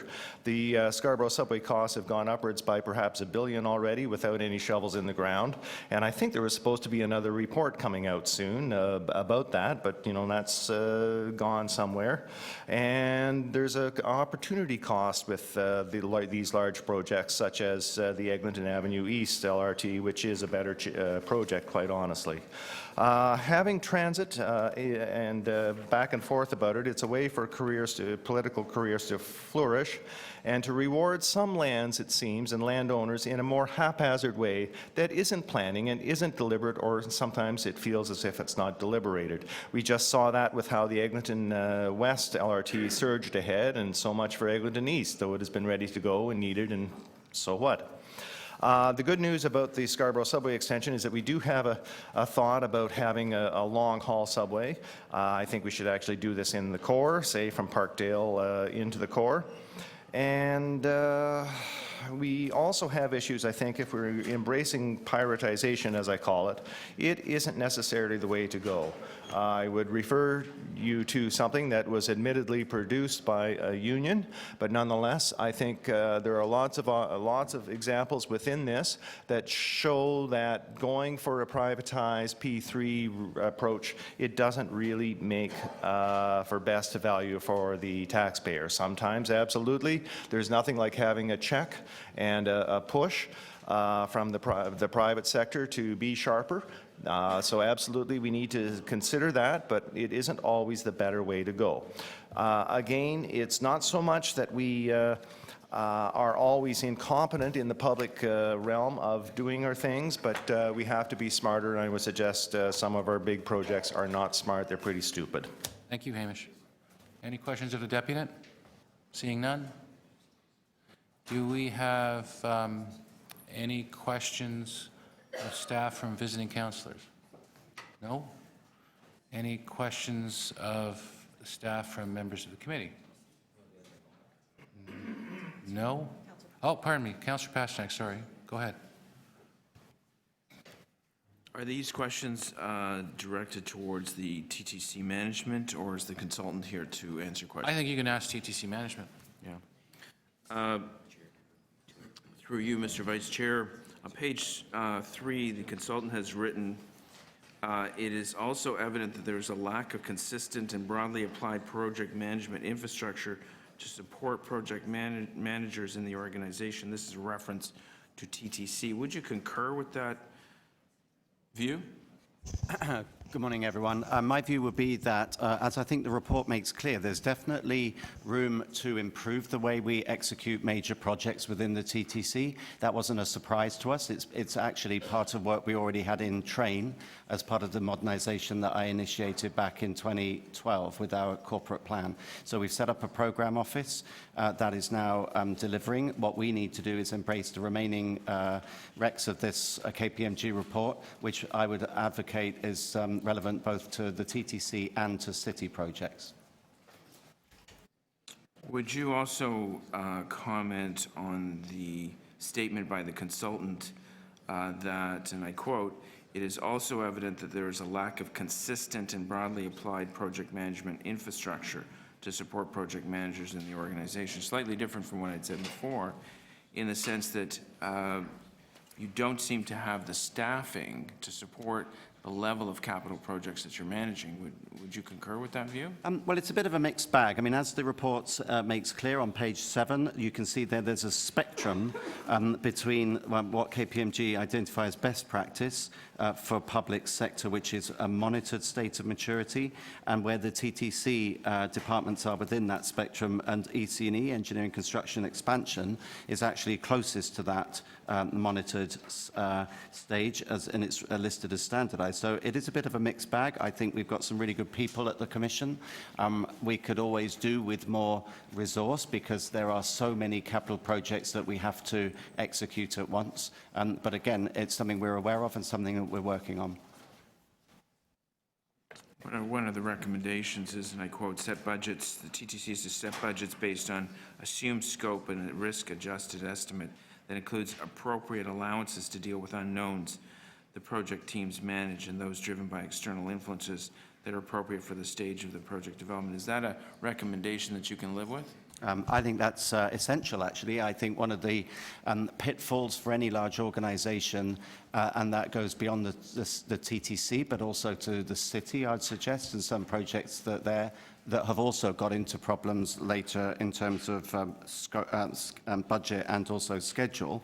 One of the key things is to make sure you understand absolutely what is the scope from the start and what is the actual cost of the project, full cost of the project, such that the budget can be properly set and not have to be reset later in the piece. Capital projects managed by governments, the city and TTC also, tend to always go over budget, or often go over budget, and don't come in on time. Do you see this report as a framework for correcting that? I do. I think the concept of stage gating, which is described within the report, is best practice. So what stage gating means is that you do not move beyond one stage until, for example, the scope has been properly set, that you've got all of your stakeholders on side, that the appropriate consultations have been done, that the design is finalized, and you don't move until into that next stage with authority until that has happened. The TTC in the past has struggled with the lack of initial direction and or proper setting of budgets. Rather, we've been told to expedite a project before those key elements have been finalized, and the outcome is exactly as you described. So I think it's less a reflection of the TTC, more a reflection of the environment that we're often required to work in. Okay, thank you very much. Okay, thank you, Councillor. Councillor Thompson. Thank you. Just a few questions through you, Mr. Chair. To Mr. Byford, on page 6, it talks about, I guess, the project management maturity, and it gives you a ranking and scale and so on. I'm just wondering, the report seems to say, and it has a number of the informal standard and monitored and optimized. It seems to say that the TTC is operating at an informal level, and it characterizes and focuses on what those particular aspects of being informal are in the upper page, in the sort of second paragraph down. I'm just wondering, Mr. Byford, what are you doing to respond and make the necessary changes to move, I guess, towards standardized or a more sort of optimized focus? Okay, so just for clarity then, on page 7, if you have a look at where the various TTC departments fall against that spectrum, operations is the least advanced, and that is on the cusp of standardized. It's on the cusp between that and informal. But then the departments that have more involvement in major projects, particularly my colleague, the Chief Capital Officer, Susan Reid Tanaka's Department of Engineering, Construction, Expansion, are actually quite far up the standardized spectrum. So it's a bit of a mixed bag. The TTC overall is about in the middle of the standardized, as you can see. What are we doing about it? We have, and this was already set in train before the KPMG report was conceived. We had already set in place setting up a program management office and a portfolio office to professionalize that aspect of our delivery, recognizing that we weren't perfect and that clearly it's an element of modernization that needed to happen. Right, and I really asked the question because I wanted to clarify and understand that this wasn't necessarily news to you per se. It was something that you recognize working towards. This report, in essence, helps to shine an additional, I guess, lens or set of eyes on something that you and your team had recognized were some challenges for the organization, and you were already seeking to address those. Would that be correct in terms of my assessment of this? Very much so, Councillor. And the fact that the report is written by a third party, an independent party, and it was actually overseen by the city, so there was no vested interest from us, right. But a quality third party of the nature of KPMG, that was useful ammunition for me to continue my crusade to modernise TTC. Again, I would commend this type of approach, though, to not just TTC, to city projects as well. They're all relevant. Well, I was going to respond in terms of what we've done in policing and our own city agency as well. This gives me more ammunition, if you like, to continue and expedite the modernisation work of all aspects of TTC that we initiated back in 2013. Well, I just wanted to make sure it's clarified for me that it isn't used as a tool to attack the TTC. and in fact, it is actually used as a tool to enhance and help the TTC. Is that how we can actually deduce this report as such? Sure. So I'm glad that you share my read of it, because I think there were some people who thought probably that this report would result in a damning indictment of the TTC. Far from it. I think it did recognise that we're on the right track, that there are areas for improvement, and we welcome and embrace the recommendations. And we all know and recognize that KPMG is a reputable worldwide organization that does great independent work that has valuable benefits to those who are the recipient. Yep, absolutely. And it was useful for me, particularly kind of personally, because they made reference to my former company, what I call London Transport, now Transport for London, which I see as best practice. And that's one of the reasons why we'd already embarked upon a lot of this anyway. Fantastic. Thank you. Those are all my questions. Thank you. Further questions? No? Speakers? I'm going to say, actually, you know what, I'll speak first. If that's all right? Oh, you know what, I'll give the chair back to the mayor. I'll note there are only 3 more items before lunch to finish, and so That's very I'll skillful. leave it with you. Skillful chairing on your part, sir. And just before you start, did you have a motion also? Okay. I have, I'll move the recommendations plus I have a motion, which you can read. It's essentially, so I think this report is great. There's good news and bad news. The bad news is what we did find out from the KPMG study was we're not where we need to be. The good news is we actually have a path forward for the TTC. The one thing that I would like to see is this is an analysis that could be applied to all our agency boards and commissions in terms of a way forward, in terms of developing processes and procedures, because there just aren't large projects in the TTC, but many of them are. But there are large projects elsewhere in our organization, and we could apply the rules and principles and strategies that KPMG has recommended to the rest of the organization. So,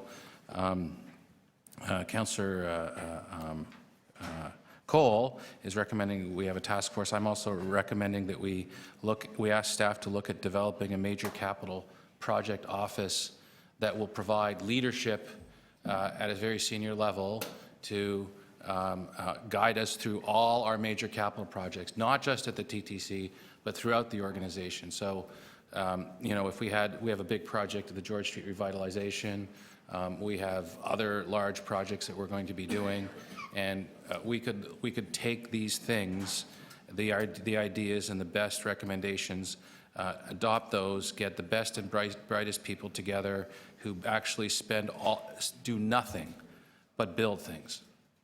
And we should be taking those people that have that specialized expertise that do nothing but build things. And we should be saying to them, how can you deliver projects for us that are on time and on budget? How can you make sure that all the things that have gone wrong, that those things don't happen again? And how can you take the KPMG report and bring life to it, so the very limited resources that we have to apply to our huge capital budget, how can we get the best value? So I'm asking staff to take this back, think about it, and report back on whether this is a valuable thing that we can take the KPMG report and also look at how we can bring this to life throughout the entire organization. Questions of the mover? Yes, so Deputy Mayor Minawong, so you see this as complementary to what was moved, Chair Cole moved at TTC Commission? Yes, I do. Councillor Ainsley, questions of the mover, or? Yes, I just have one question for the Deputy Mayor. So under 1B, where you say utilize the best management and financial practices, and you talk about hiring or bringing in best-in-class public infrastructure experts, within that report, do you expect a section on how we're going to financially support it in terms of salary, for example? Oh, of course. I mean, you know, so funding an office like this is, and I've been having discussions with staff and the city manager for pretty much over the last 2 years about this.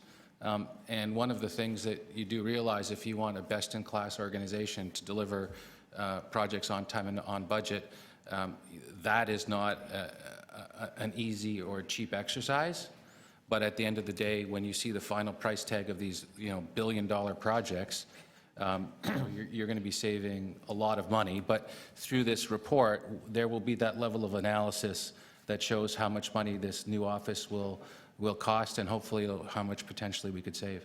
Okay, because I would expect that, so if we're looking at best in class, that I would expect they would be working or currently working, so we're going to have to hire them away from somewhere, I would expect. Good people are hard to find. Okay, thank you. Thank you, Mayor Tory. Thanks, Councillor Rentzi. Other questions of the mover? Other speakers? Councillor Shiner. So, Councillor Manawang. Oh, this is a question. Oh, fine, no problem. The citywide real estate review also has, as part of it, a Center for Excellence or review to deal with the major capital projects. How does this relate to that? I think that it could. I'm looking to see that it's not following the same path. And have you looked at what that's supposed to do and compared it to what you're asking for?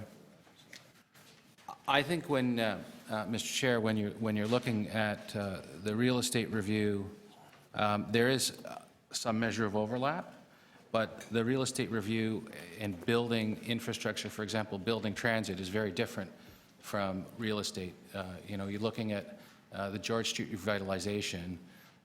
The cost of building that is very different than just the simple real estate review. And if there are overlaps, I'm sure that any work that has been done or any work that will be done, that could all be synthesized into one report.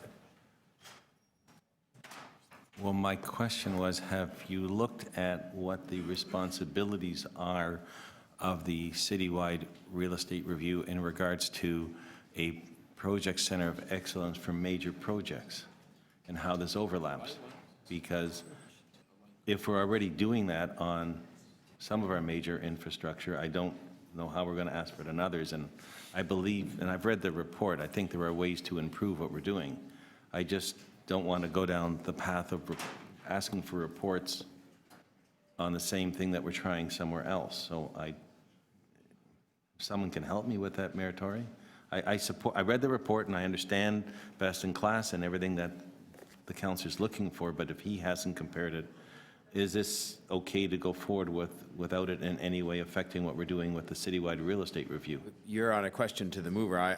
The city manager, I'm sure, would, if it was, when I say as simple, if it was as simple as saying, well, gee, we're already doing that under the arrangements that are provided for under the real estate review, thought that was the answer, I guess it would be a very simple report to write.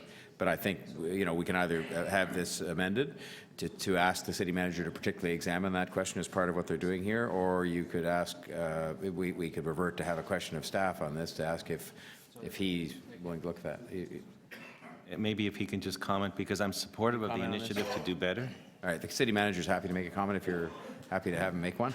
So it is a very good question, and the real estate review. Is your microphone on? Sorry. It's a very helpful and appropriate question, and there are elements in commonality which include the need to get a handle at some of the core governance and make sure that we bring best practices and make ourselves open to external leadership in terms of achieving some of council's core priorities in a construction environment. They are distinguishable in that the real estate review will be fundamentally about making sure that we deal with those assets appropriately. This is actually about something which is not just the management of the real estate, but the management of new construction. And what is distinguishable about that is most of what we do in real estate is not the new construction, and there may be some overlap to the extent that those things exist that can be relatively easily dealt with in the report that the councillor has requested. But fundamentally, this is about looking at the broad sweep, and council has requested revenue access and a variety of other things, which is indicative of your shared commitment to address some of the very significant infrastructure deficits the city has. You will, I think, want to ensure that you have value for money as you undertake those investments. This is a way of looking at domestic international experience and finding out, is there a way of making sure that we as staff can give you some assurance that we are maximizing the approach. I don't know what the outcome of the review will be.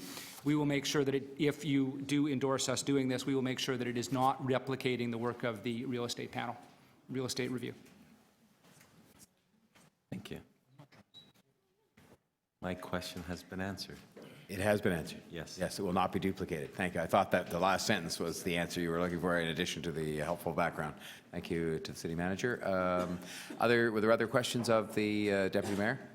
Are there other speakers? I wish to speak, but I'm happy to see Councillor Shiner. Just briefly, I do support the initiative, and I appreciate my colleague bringing it forward. It's one way that we can look at doing better than what we're doing. I don't think it's a reflection on us doing terrible now.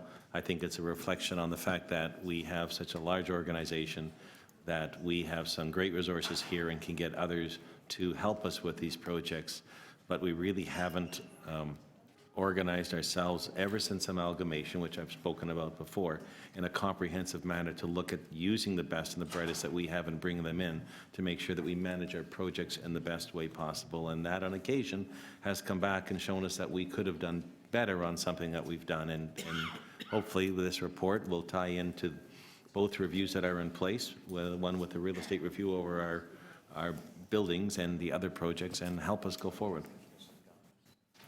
Thank you, Councillor Shiner. Other speakers?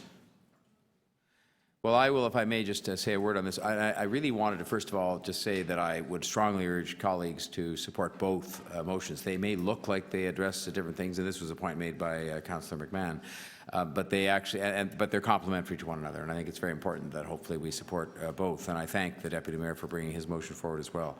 I just wanted to say, by way of background, I think this is a very, very important item, not particularly as relates to the TTC. It was initiated there because I think there have been some particular concerns. Mr. Byford will well remember that the day after I was elected, I went around to say hello to him and so on. I hadn't even taken office.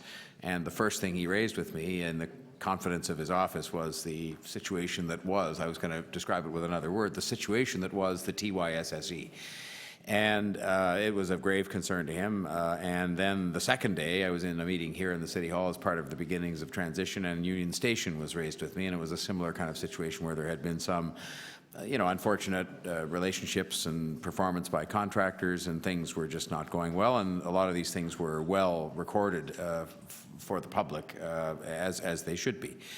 And so both of those I would report to you, because I've taken a keen interest, I think have been successfully addressed, given that by the time they were successfully addressed, there had been some problems that had cost the taxpayers some money, considerable sum of money. And if you look at that money and say, well, otherwise we might have had it available to build other transit or provide for childcare or whatever, these are significant sums. In my own office, I initiated a committee that I committed to doing when I was seeking the office, which was to sit each month and review all of the capital projects, including transit and Union Station, but all of the other ones too. And I will report to you, first of all, I think that it's been most useful we've done that. The committee just met last week. And if I looked at last week's report, I can tell you, and I think it is important that we commend our public servants at the TTC and at the city and elsewhere for the fact that most projects happen in a very low-key way and get done on time and on budget. The timing part is more difficult because there are things when you open a street, open a wall, do something that happen. I think of one that was on the list yesterday at the North St. Lawrence Market, where there's an archaeological find there, and they're now dealing with that, and this, of course, causes a time delay. But the ones that go off track, and of course they seriously impair the credibility of everybody. Public servants, politicians, the agencies involved, and so on. And you find, as was mentioned earlier on by Mr. Byford, that sometimes it's because either politicians or officials tried to expedite something prematurely, or that people add things on. I mean, I now have studied these things very carefully each month at these meetings, and there are things that are added on, sometimes again by public servants or politicians, or at the urging of the public, or that we have contractors involved that are not the ones that we should have had involved, and we've now taken note and put a process in place to actually have people excluded from doing our work who have a pattern of behavior that is unsatisfactory. Or, and I'll mention this part because this is really the most germane, although all these points are germane to Deputy Mayor Min Wong's motion and to Josh Cole's, Councillor Cole's motion, we oftentimes have the wrong management in place. And there was an example, I won't cite names, but there was an example that came up this week of where we have an excellent public servant, known to me and to many of you, who is kind of ultimately in charge of managing a large construction project. And the person involved is not a person who would be involved in the construction business. Just like any of us. I wouldn't say I'd be happy if any of us were involved managing construction projects, because I think without exception around this table, none of us came from that business. So I think what is designed to be done here, and the KPMG report was part of it, the Councillor Menon Wong's motion is part of it. You may think there was an easy answer. I think at one stage we thought we had an easy answer in that we could just give some of this stuff to Infrastructure Ontario. And the fact is that isn't the easy answer, in part because they have their own fish to fry, and I'm not sure they really want to take on management of our projects. They've worked with us on a couple of things, and I think we can learn from them, and that's part of what best in class means. So that's why I think both Deputy Mayor Menon Wong's motion and Councillor Cole's motion that came from the TTC are properly before us and should be supported by us, because we have to do better than this.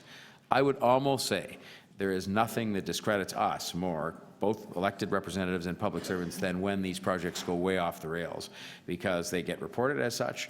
The amounts of money involved are often quite staggering, and so we have to fix it. And I think we've taken steps to fix it, both in individual instances, and I think even the process instituted in my office has been very helpful, because people now know they have to show up and explain themselves with respect to on time and on budget.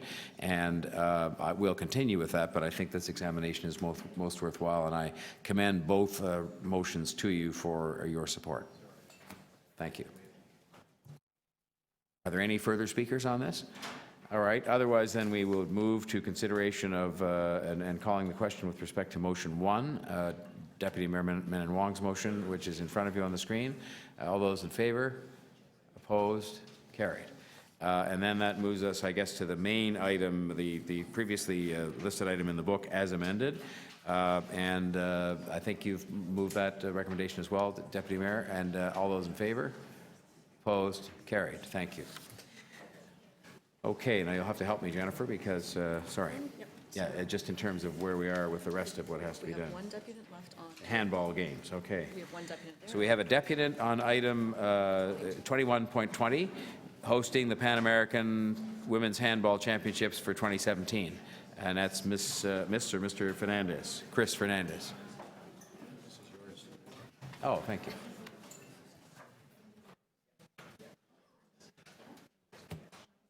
Is Chris, oh, there we are. Perfect.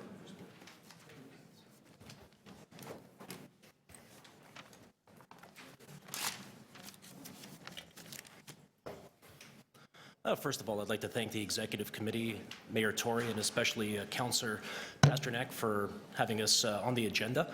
Essentially, the Pan American Team Handball Federation would essentially like Toronto to host the 2017 Women's Handball Championship, which acts as a World Cup qualifier for Germany and later in the year. In 2015, of course, we all hosted the Pan American Games, and part of the Legacy Project was to increase the development of handball across Canada. Currently, the major capitals of handball within the country are based in Alberta and Quebec, but as part of the Pan Am's legacy from 2 years ago, we received 3 full-sized artificial courts that we could utilize at any hockey arena within the region. We're looking to host pretty much between the dates of June 14th all the way through June the 25th, with the first 2 days designated for the Pan American Handball Federation Congress, in addition to practice sessions. Essentially, what we're looking for from the city, to be brief, is for 3 venues. One, which would be a primary playing venue, which we've designated either as Ricoh Coliseum or the Herb Carnegie Centennial Center up in North York, as well as a practice arena, which we would hope would be within proximity of the playing center. And then last but not least would be the North York City Hall Council chambers for both the Canadian Team Handball Federation Congress as well as the Pan American Team Handball Federation Congress on June 14th and 15th. In addition, we'd be seeking some assistance just in terms of having some policing as well as an EMS on the days. Please note we are not asking for any funds directly, just essential city venues that do exist. And we feel this would leave a lasting legacy, not just for the participants at a high performance level for our national teams, but as well as our youth. We've partnered up with Participaction to allow 400 youth girls to engage in clinics, games, as well as volunteer opportunities as well within the city as part of the 150th anniversary of Canada's birth. And that's pretty much the rundown of it. Thank you very much, Mr. Fernandez. Are there questions of the deputant? Councillor Pasternak. Thank you, Mr. Mayor. Thank you very much for coming in. It was a pleasure meeting you at my office. How many athletes participate in an event like this? Essentially, we'll have 12 teams from the Pan American region, which will be South America, the Caribbean, and Central America. So we're anticipating 12 teams with an overall delegation per team of approximately 21 to 22. So to round it up, about 250 direct athletes. And has Toronto secured the games? Yes, we have secured it. Edmonton and Montreal were very interested in hosting by providing venues, and the Federation Board was concerned for budgetary reasons of going out there. The legacy of the 2015 games really opened a lot of eyes in the international handball world, and essentially there was a request that if Toronto has the city support, they would give us everything we needed in order to operate the event. So as of right now, it is confirmed for Toronto.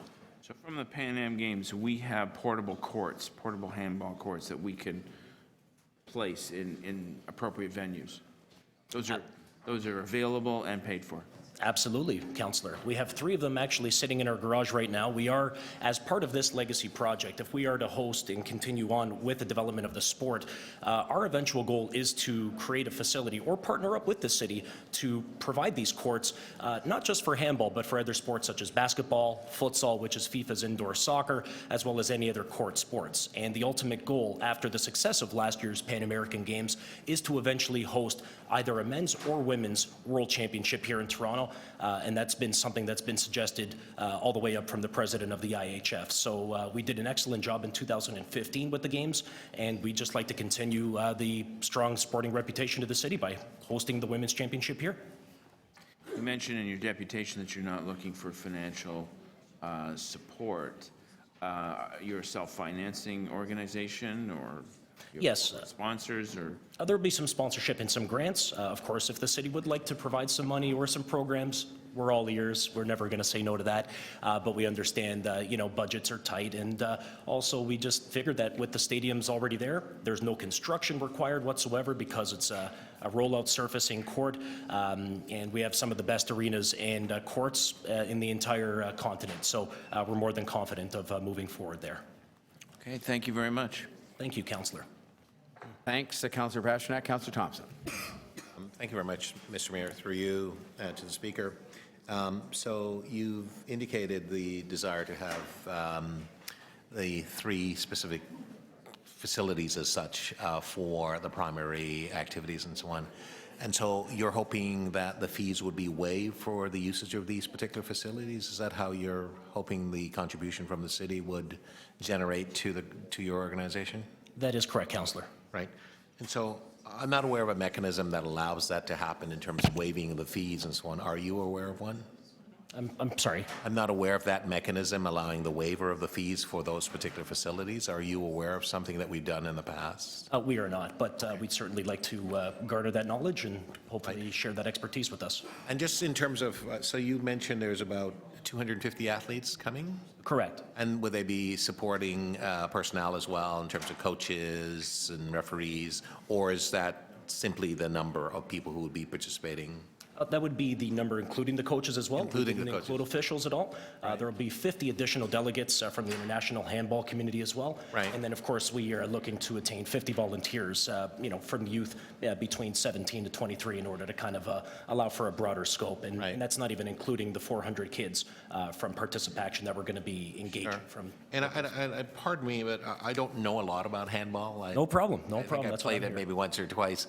Can you give us an overview in terms of participation across the country and in Toronto and so on? Certainly. Current registrations are about 12 to 14,000, depending on the numbers you like to believe. Right. But ultimately, Is that nationally? That's nationally across. And essentially, Alberta and Quebec have been the primary centers. It's been the high-performance centers. Right.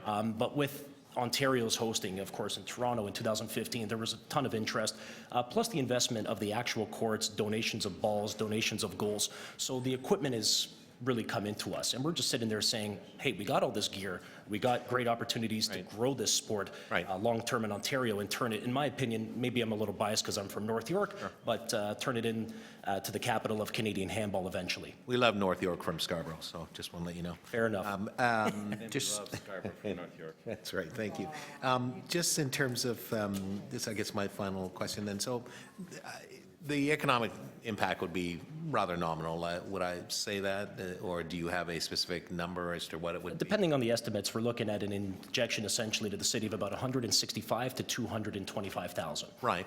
That'll be everything from hotels, food, expenditures. Okay. And then pretty much like that. will you have sponsors as well? Are there sponsors to sponsor the event? Yeah, essentially our president right now is over in France preparing for the Men's World Championship right now. She's going to be handling that essentially on the corporate side of things, but we certainly anticipate a strong push towards corporate as well as grant sponsorships as well. Okay. Thank you very much. Thank you, Mr. Mayor. Thank you, Councillor. Thanks, Councillor. Any other questions of the deputant? Well, may I just say in thanking you before we move to questions of staff and speakers and whatnot, thank you for coming, and I only wanted to say that I made an effort during Pan Am to go and see sports I'd never seen played in person before, and that included handball, and it included field hockey, which I'd never seen played in person, but handball was a great discovery for me, and that I found it very exciting to watch, and so hopefully we can deal with this matter and give you the support you need, but I just wanted to comment on that, thanking you coming forward. I'd never seen it played before. I didn't even know how the game was played, but it's an exciting game to watch. Well, thank you, Mr. Mayor. We really appreciate you appreciating the sport. Yeah, thanks for being here. And so that would bring us next to questions of staff. Are there any questions of staff on this? Okay. Councillor Thompson, yes. I just wondered through you, Mr. Mayor, if we can get Ms. Romanoff or and the General Manager of Economic Development just to comment on the request.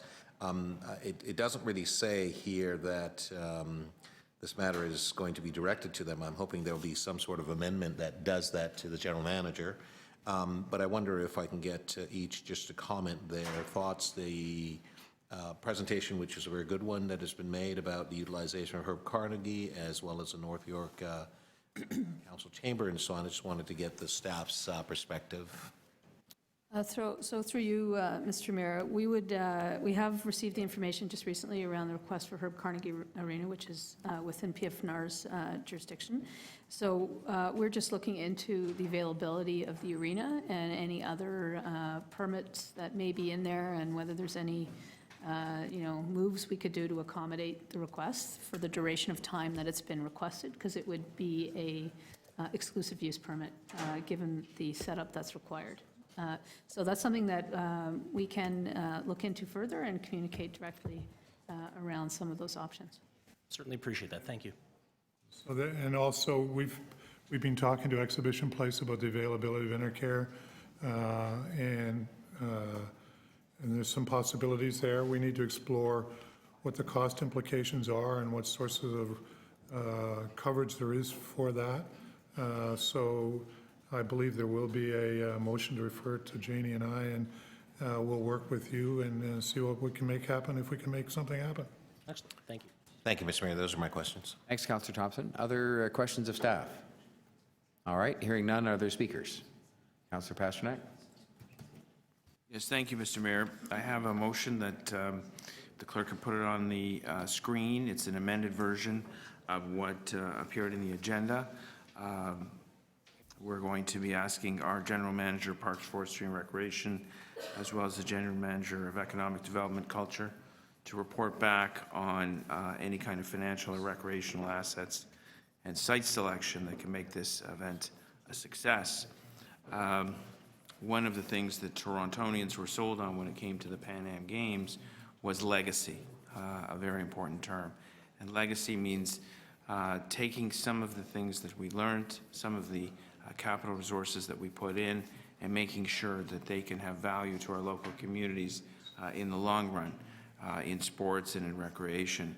And this is a perfect example where we can leverage those legacy investments and host a national championship, which in a sport that I would concur also not too familiar with, but willing to learn more. And I think it's a great opportunity for the City of Toronto, and I think the committee should support it. Thanks, Councillor Pasternak. Other speakers?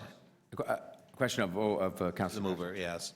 Through you, Mr. Mayor. I'm just wondering, since there's an urgency with respect to time, I'm just wondering if you could maybe incorporate a date in there, maybe to be returned to the next executive committee, as the times are fast approaching where they have to actually put the coordination and organization in place in order to ensure that they've got the facilities and so on. So maybe just and to report back for the next executive committee. Staff are okay with reporting back to the next one if we want to embed that in the motion? All right. Other questions of Councillor Pasternak? Other speakers?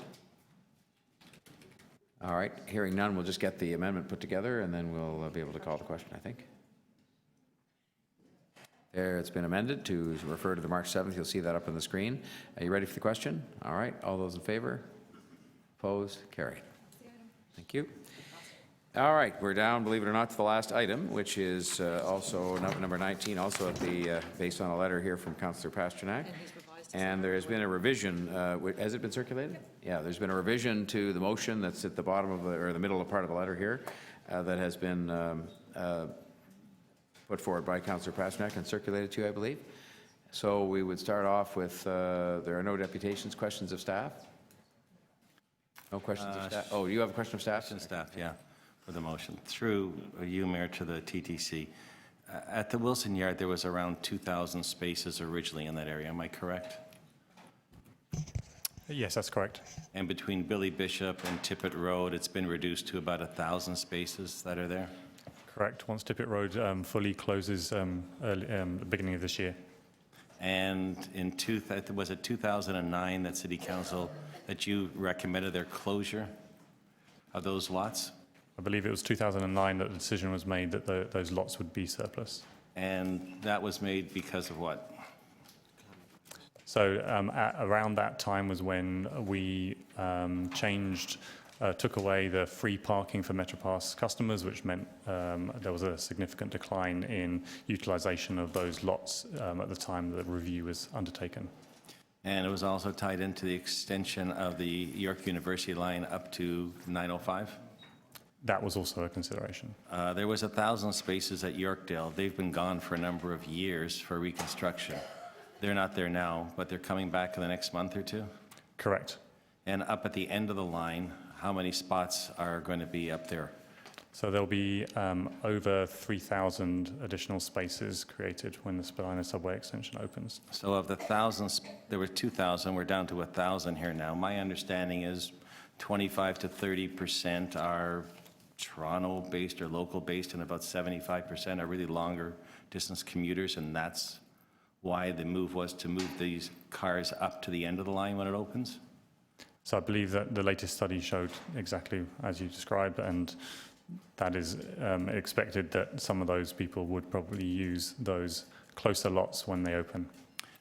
Besides the lots that were recommended for closure and have now been, council has decided to transfer them to Build Toronto for redevelopment of those sites, is there any other land that can be used up there for parking lots that we could study?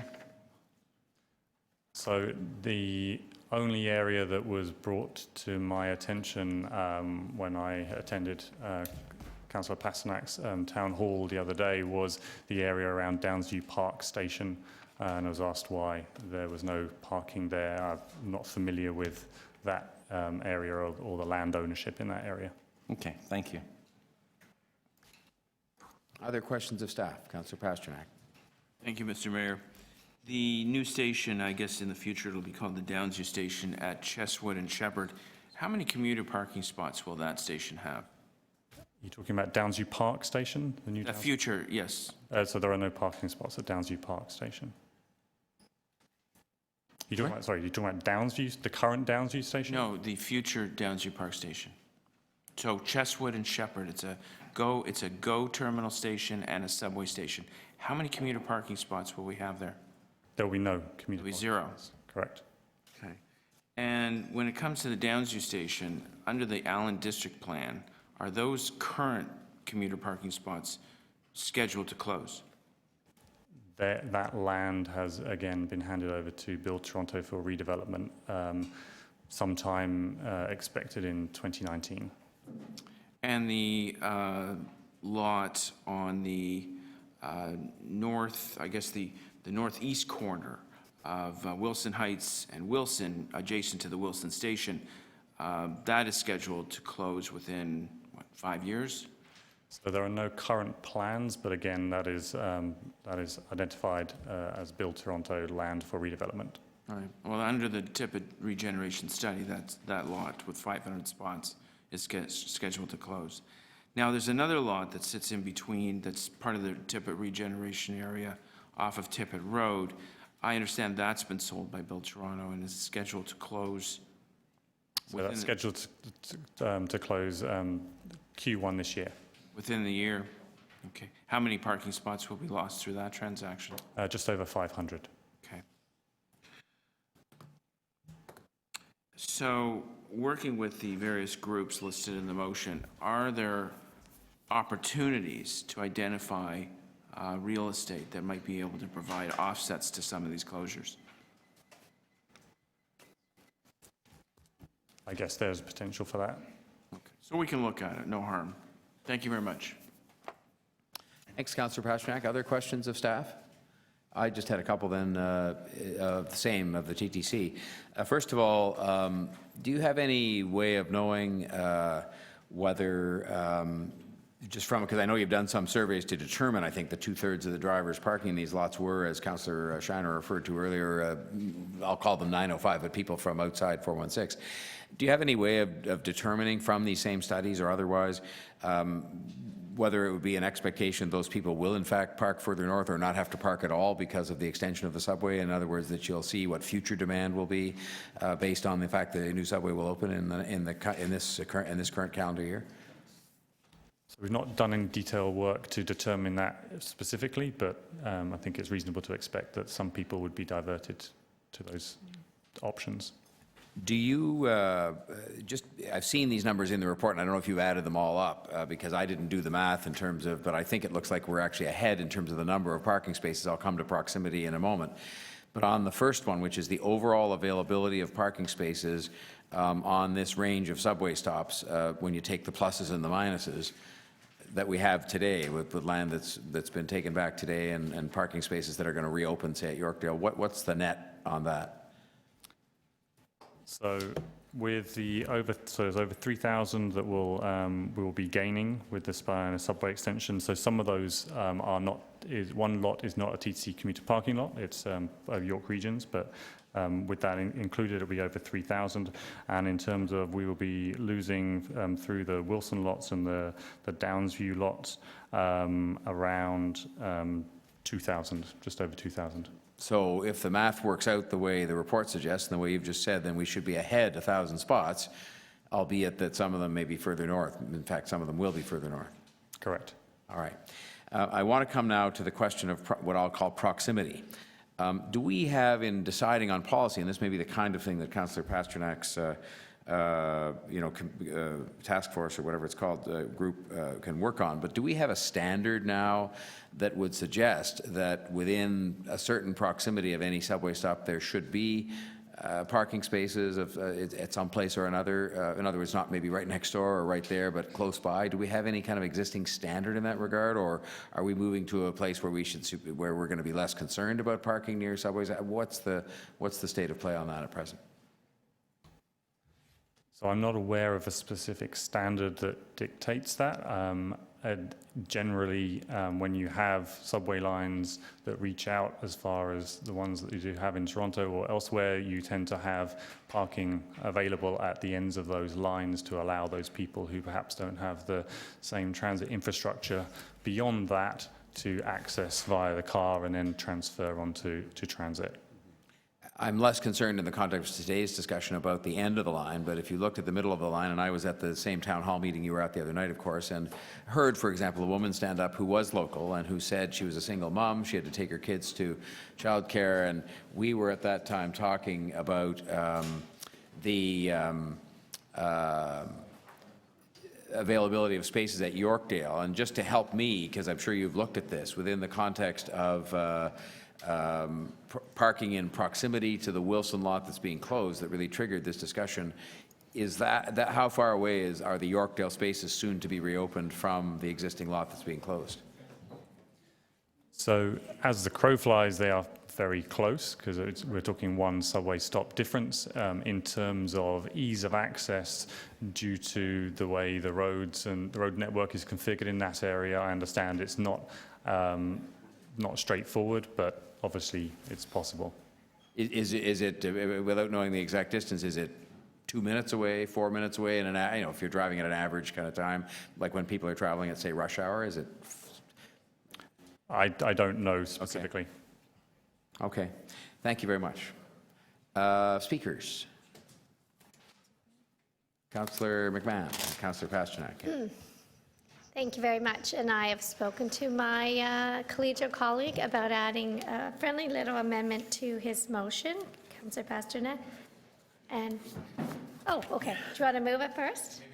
Okay. You can go first. For once. Thank you very much. So we've amended it slightly. We're not going to have a working group. We're going to send this to the city manager, who's going to report back to the executive committee with this exciting project, and come back to us to contextualize, assess, vision, and provide commuter feedback on what the commuter parking needs are along the Spadina University subway and other points of entry for travel. It is true that somewhere in the vicinity, 50 to 60% of the people who are using these commuter parking lots do not live in the City of Toronto.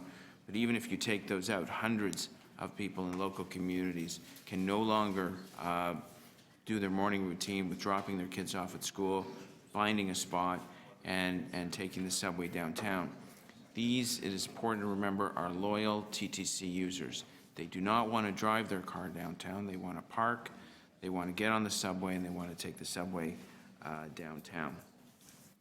There are opportunities, particularly in the down-through lands, where we can work with Canada Lands on potentially expanding parking there. And the Allen District Plan under Build Toronto has a long way to go, and there's no problems with incorporating excess or surplus capacity when it comes to parking spots in that parcel of land.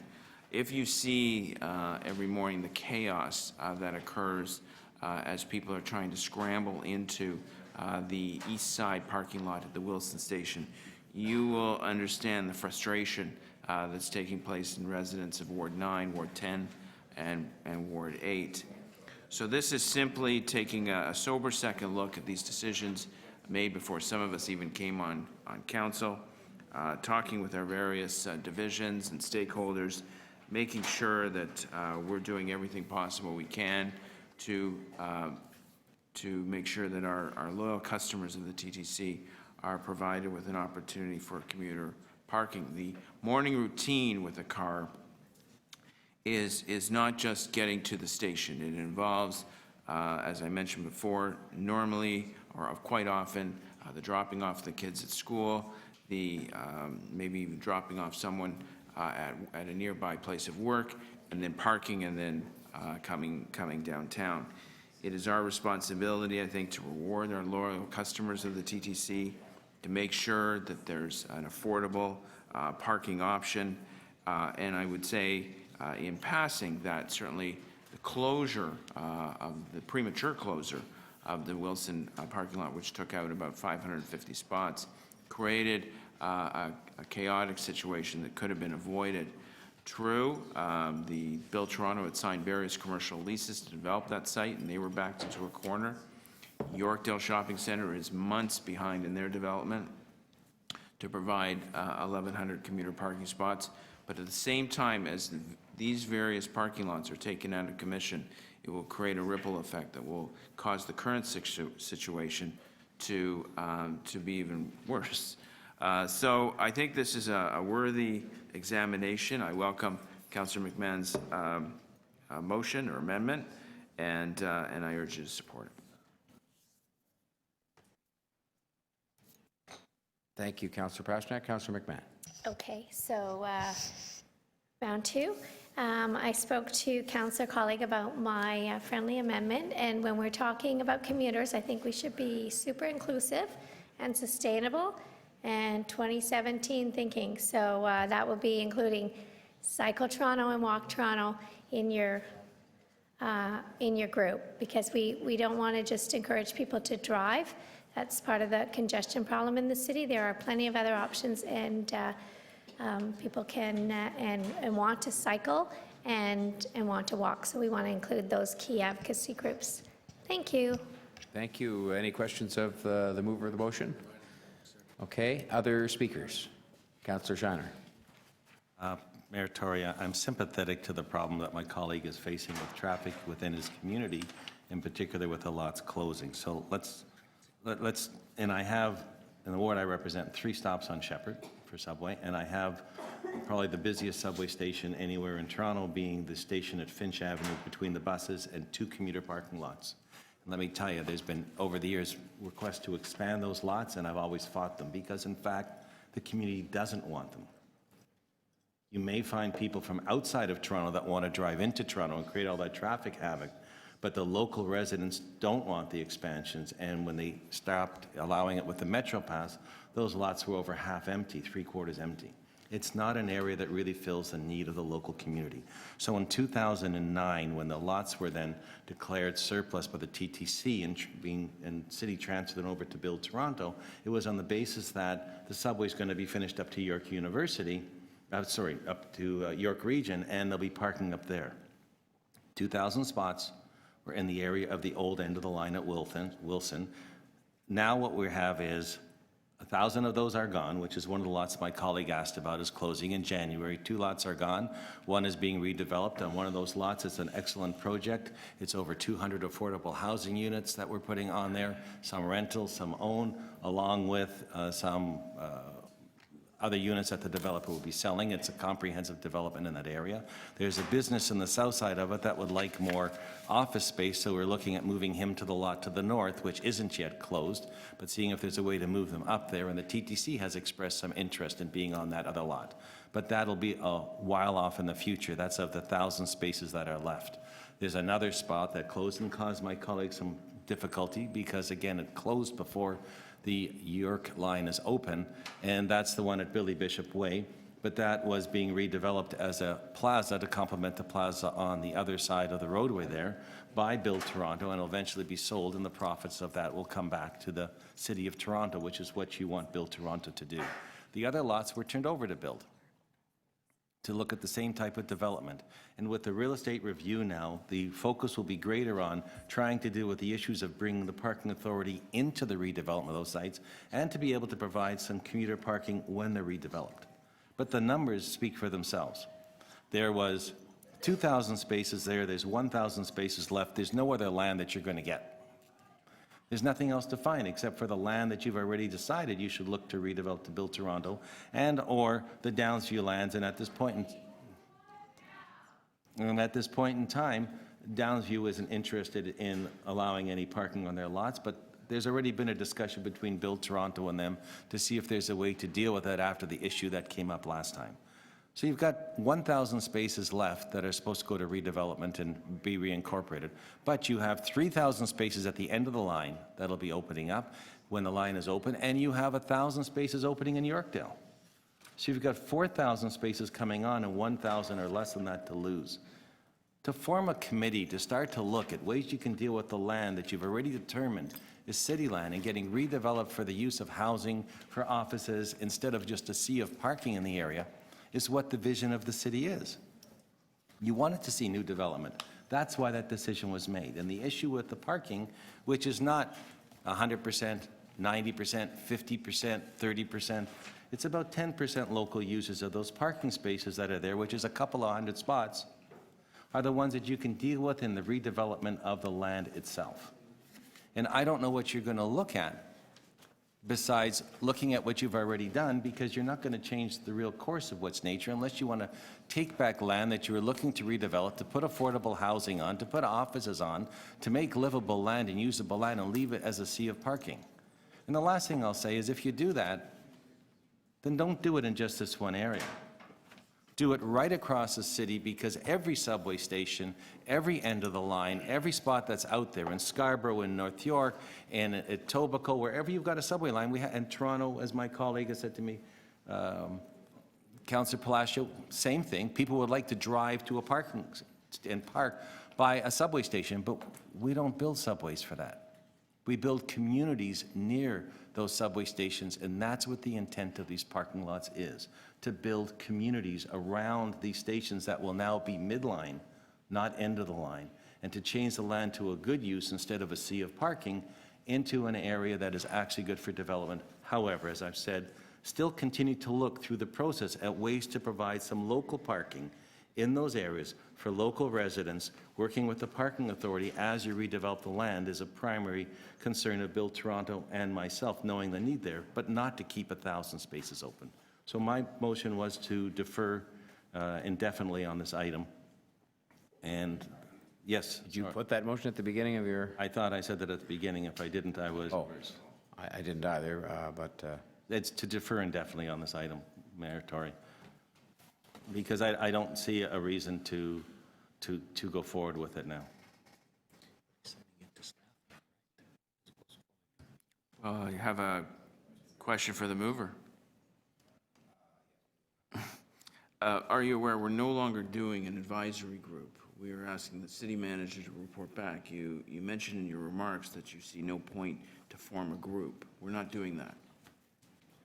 Yes, you're going to ask them to advise on a policy or something that's contrary to what the city policy was, to look at intensification and redevelopment of a vast sea of parking into real land that you can use, and the benefits of that are for offices, for affordable housing, and for things that we want, because the end of the line is no longer going to be in that area, and yet 1,000 spaces are going to remain there for I don't think you're answering period the of question. time. I asked you whether you were aware the motion's been amended. Yes. It takes out the advisory group. Your comments referenced there's no point in starting an advisory group. It's staff advisory group. It's the same thing when you can't look at what else you're going to do there.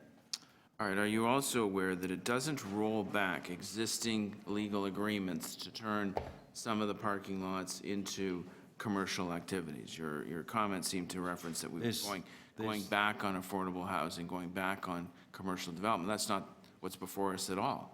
Well, if you're not going to take the land back from your decision to go forward and redevelop it, then there's no land left to look at. Well, the element, okay, I could debate it with you. Of course there's lots of real estate. And are you aware that people down at Wilson Avenue are not going to drive to Vaughan to park just to take the subway down again? No, it's my intention to be sure that there's sufficient area for local residents to try and park in the future when the area is redevelopment, as you have on the rest of the line, but not to provide a large commuter parking space with thousands of spaces for non-local residents, because they can go to the 1,000 spaces that will be opening up shortly in Yorkdale. All right, a recorded vote on both the I motion asked to the clerk refer. if I'd like to speak before we vote even on the deferral motion, and so I would do that, and there may be others as well. But may I just say this, and I'll just reset the clock. I agree with a lot of what Councillor Signer said in terms of what our intent is in terms of building a city, but I'm also going to support the motion. I'm going to vote against the deferral motion and support the motion of Councillor Pasternak. And I say this, first of all, I say directed to Councillor Signer, but to all colleagues, this is asking for a report. And I know we ask for a lot of reports, but this is asking for a report. And the best lesson for me was to go to Councillor Pasternak's town hall the other night, and to hear a woman who stood up there and said, and I think I mentioned her earlier, I'm a single mom, I have to drop my kids off at childcare, and she described how the closing of this lot was going to cause considerable grief for her in terms of how she goes about her routine, including the use of public transit, which we want to encourage. And so I stood up and spoke with her in the public forum and said, you know, obviously, ma'am, I've asked her about the Yorkdale lot, which is why I asked the officials of the TTC how close, if they knew the exact distance, because there are spots opening up in Yorkdale in a month. But she sort of, and I made the point to her, I said, look, we have to be careful about promises we make to people generally about how close parking can be to your neighborhood. But I guess she is an example of a local person who would argue that she needs to have that lot in order to carry out her family responsibilities with the children and so forth. And so bringing it back to where we are here, I certainly don't think there's any harm, and I think there's actually some good to us examining two things, I think, where we might be falling short. One is on coordination, and I said to her as well in my remarks to her, all of the decisions taken at the TTC, at the City Council to declare these lands surplus were at public meetings, because she was implying, or perhaps one of the other speakers, that this had all be done in secret. And in fact, it hadn't. It was done in a very public way, but let's be honest, most people in the public, including, say, that woman, don't know about these meetings happening. They're unlikely to show up, and so it's a surprise to them. And I think that's clearly a shortcoming of this process, which is that the communication of it is not really understood to people, including the fact, I think it was surprising to some of the people at Councillor Pasternak's meeting the other night, that there were other spots opening up, because we haven't done as good a job collectively, meaning everybody involved, of kind of saying, well, yeah, there's going to be 1,000 spots opening at Yorkdale in a couple of weeks. So the communications aspect is worthy of looking at. And the other thing is the coordination between all these different groups who are involved in this. The TTC's involved, and all these other people here, the city, Build Toronto, the Parking Authority, and whatnot. And so to me, let's go back to what's being looked at here. We're asking the city manager to come back and effectively answer the question vis-a-vis Spadina University. And then this is where I say I agree with some of the comments Councillor Shiner made. If you're going to do it for Spadina University, maybe you should do it for all of the different neighborhoods in the city. But why don't we start with Spadina University, where there's a particular event happening next year, a new subway that's resulted in part, that's part of the reason and not all, why these lots are closing. Start by asking the city manager to come back, and what he's really answering is the question, is there some value to having a different way we go about this process that involves better coordination and better communication and consultation with neighbors? Because, again, I agree with you, most of the people involved in this are from 905, and I even say there's some benefit to us providing some parking for them, because if they park up by Wilson, then they're not going to drive their car downtown, and I think that's a plus for us. But I also would agree with you that we don't have an obligation to provide a parking space in any particular place for any 905 resident. With regard to our local residents, I think we have more of a responsibility to at least take into account their circumstances in making these decisions, and I don't know if we do or not, adequately. And I think that's what the city manager's report will answer. Is the question, is there a better way to do this that doesn't stop? I cited the mathematics the other night to the residents in Councillor Pasternak's ward. $500,000 in tax revenue, 150 jobs, I think, $1 million or something of building development fees. So, I get that, and I think it will lead, as you said, Councillor Shiner, to a better neighborhood overall. But I don't think there's any harm in us asking the city manager to tell us, is there a better way we can handle the parking part of this that takes into account especially the needs of our local residents, and at the same time make sure we don't sort of deny parking spaces somewhere to 905 people, because we don't want them driving their cars downtown. The ideal would be that if people could just get on the transit because they could get a bus or a bike or and I'll be supporting that amendment as well, the walking and the pedestrian, so we take that into account. So that's why I concur in many of the comments that Councillor Shiner made, but also concur in the desirability of having this report written. And then if it's a great success, this report, and telling us 12 things we didn't know, then we can look at other areas of the city or simply apply the lessons learned to a process that will improve the situation elsewhere in the city. So that's how I'll be voting on this, and that's why. Point of privilege, Mayor Tory, then? Pardon me? Point of privilege or order, or some way to disrupt the conversation. If, as my colleague said, it's not looking to turn back the clock on what's been done with the land, and he said that, which I wasn't aware of before, I'm happy to withdraw the motion to defer and get the report from staff. And I think we understand the rationale for it all. Other speakers, I have Councillor DeGiorgio and Councillor Robinson. Very briefly, Mr. Mayor, I support Councillor Pasternak's motion, especially in the context of when you're creating new stations, and specifically the one at Chestwood and Shepherd, when you've got dormant city lands in the area, it would be almost a sin to not look at possibly putting some potential parking in for the local community to the west. And it's not an easily accessed site by walking or even by bus.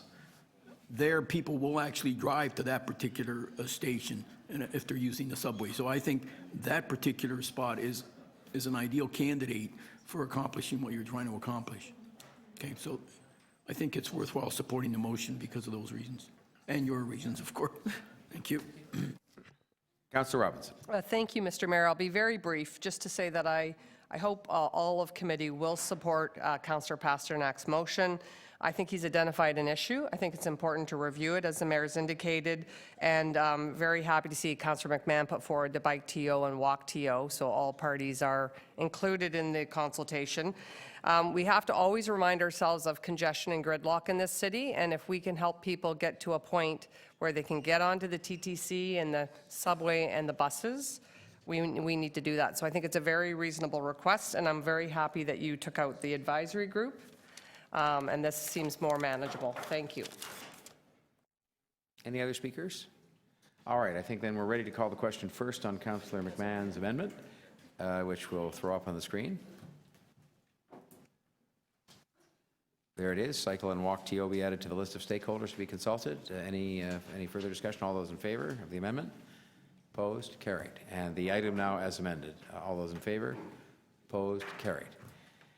I believe that completes our business. Now, I didn't have a chance, and I was going to do this if I'd been not tied up a little bit talking to the group that were in this morning. I was going to just, and I'm sure Deputy Mayor Manon Wong did it, but welcome Councillor Burnside to the Executive Committee. And I do have the ability now to say that you shouldn't get used to, as much as we'd like to think you could, this 12:15 adjournment time. Well, I know that there'll be two people looking to take credit for this. You, as a new member, and say, well, as soon as I got there, they started to, speed up their act. And Deputy Mayor Manon Wong, who of course did a very able job chairing the first part of the meeting, and he would say, well, it was because of his more adept chair role that we got finished in the time we did. But I thank you all very much, and we'll see you shortly.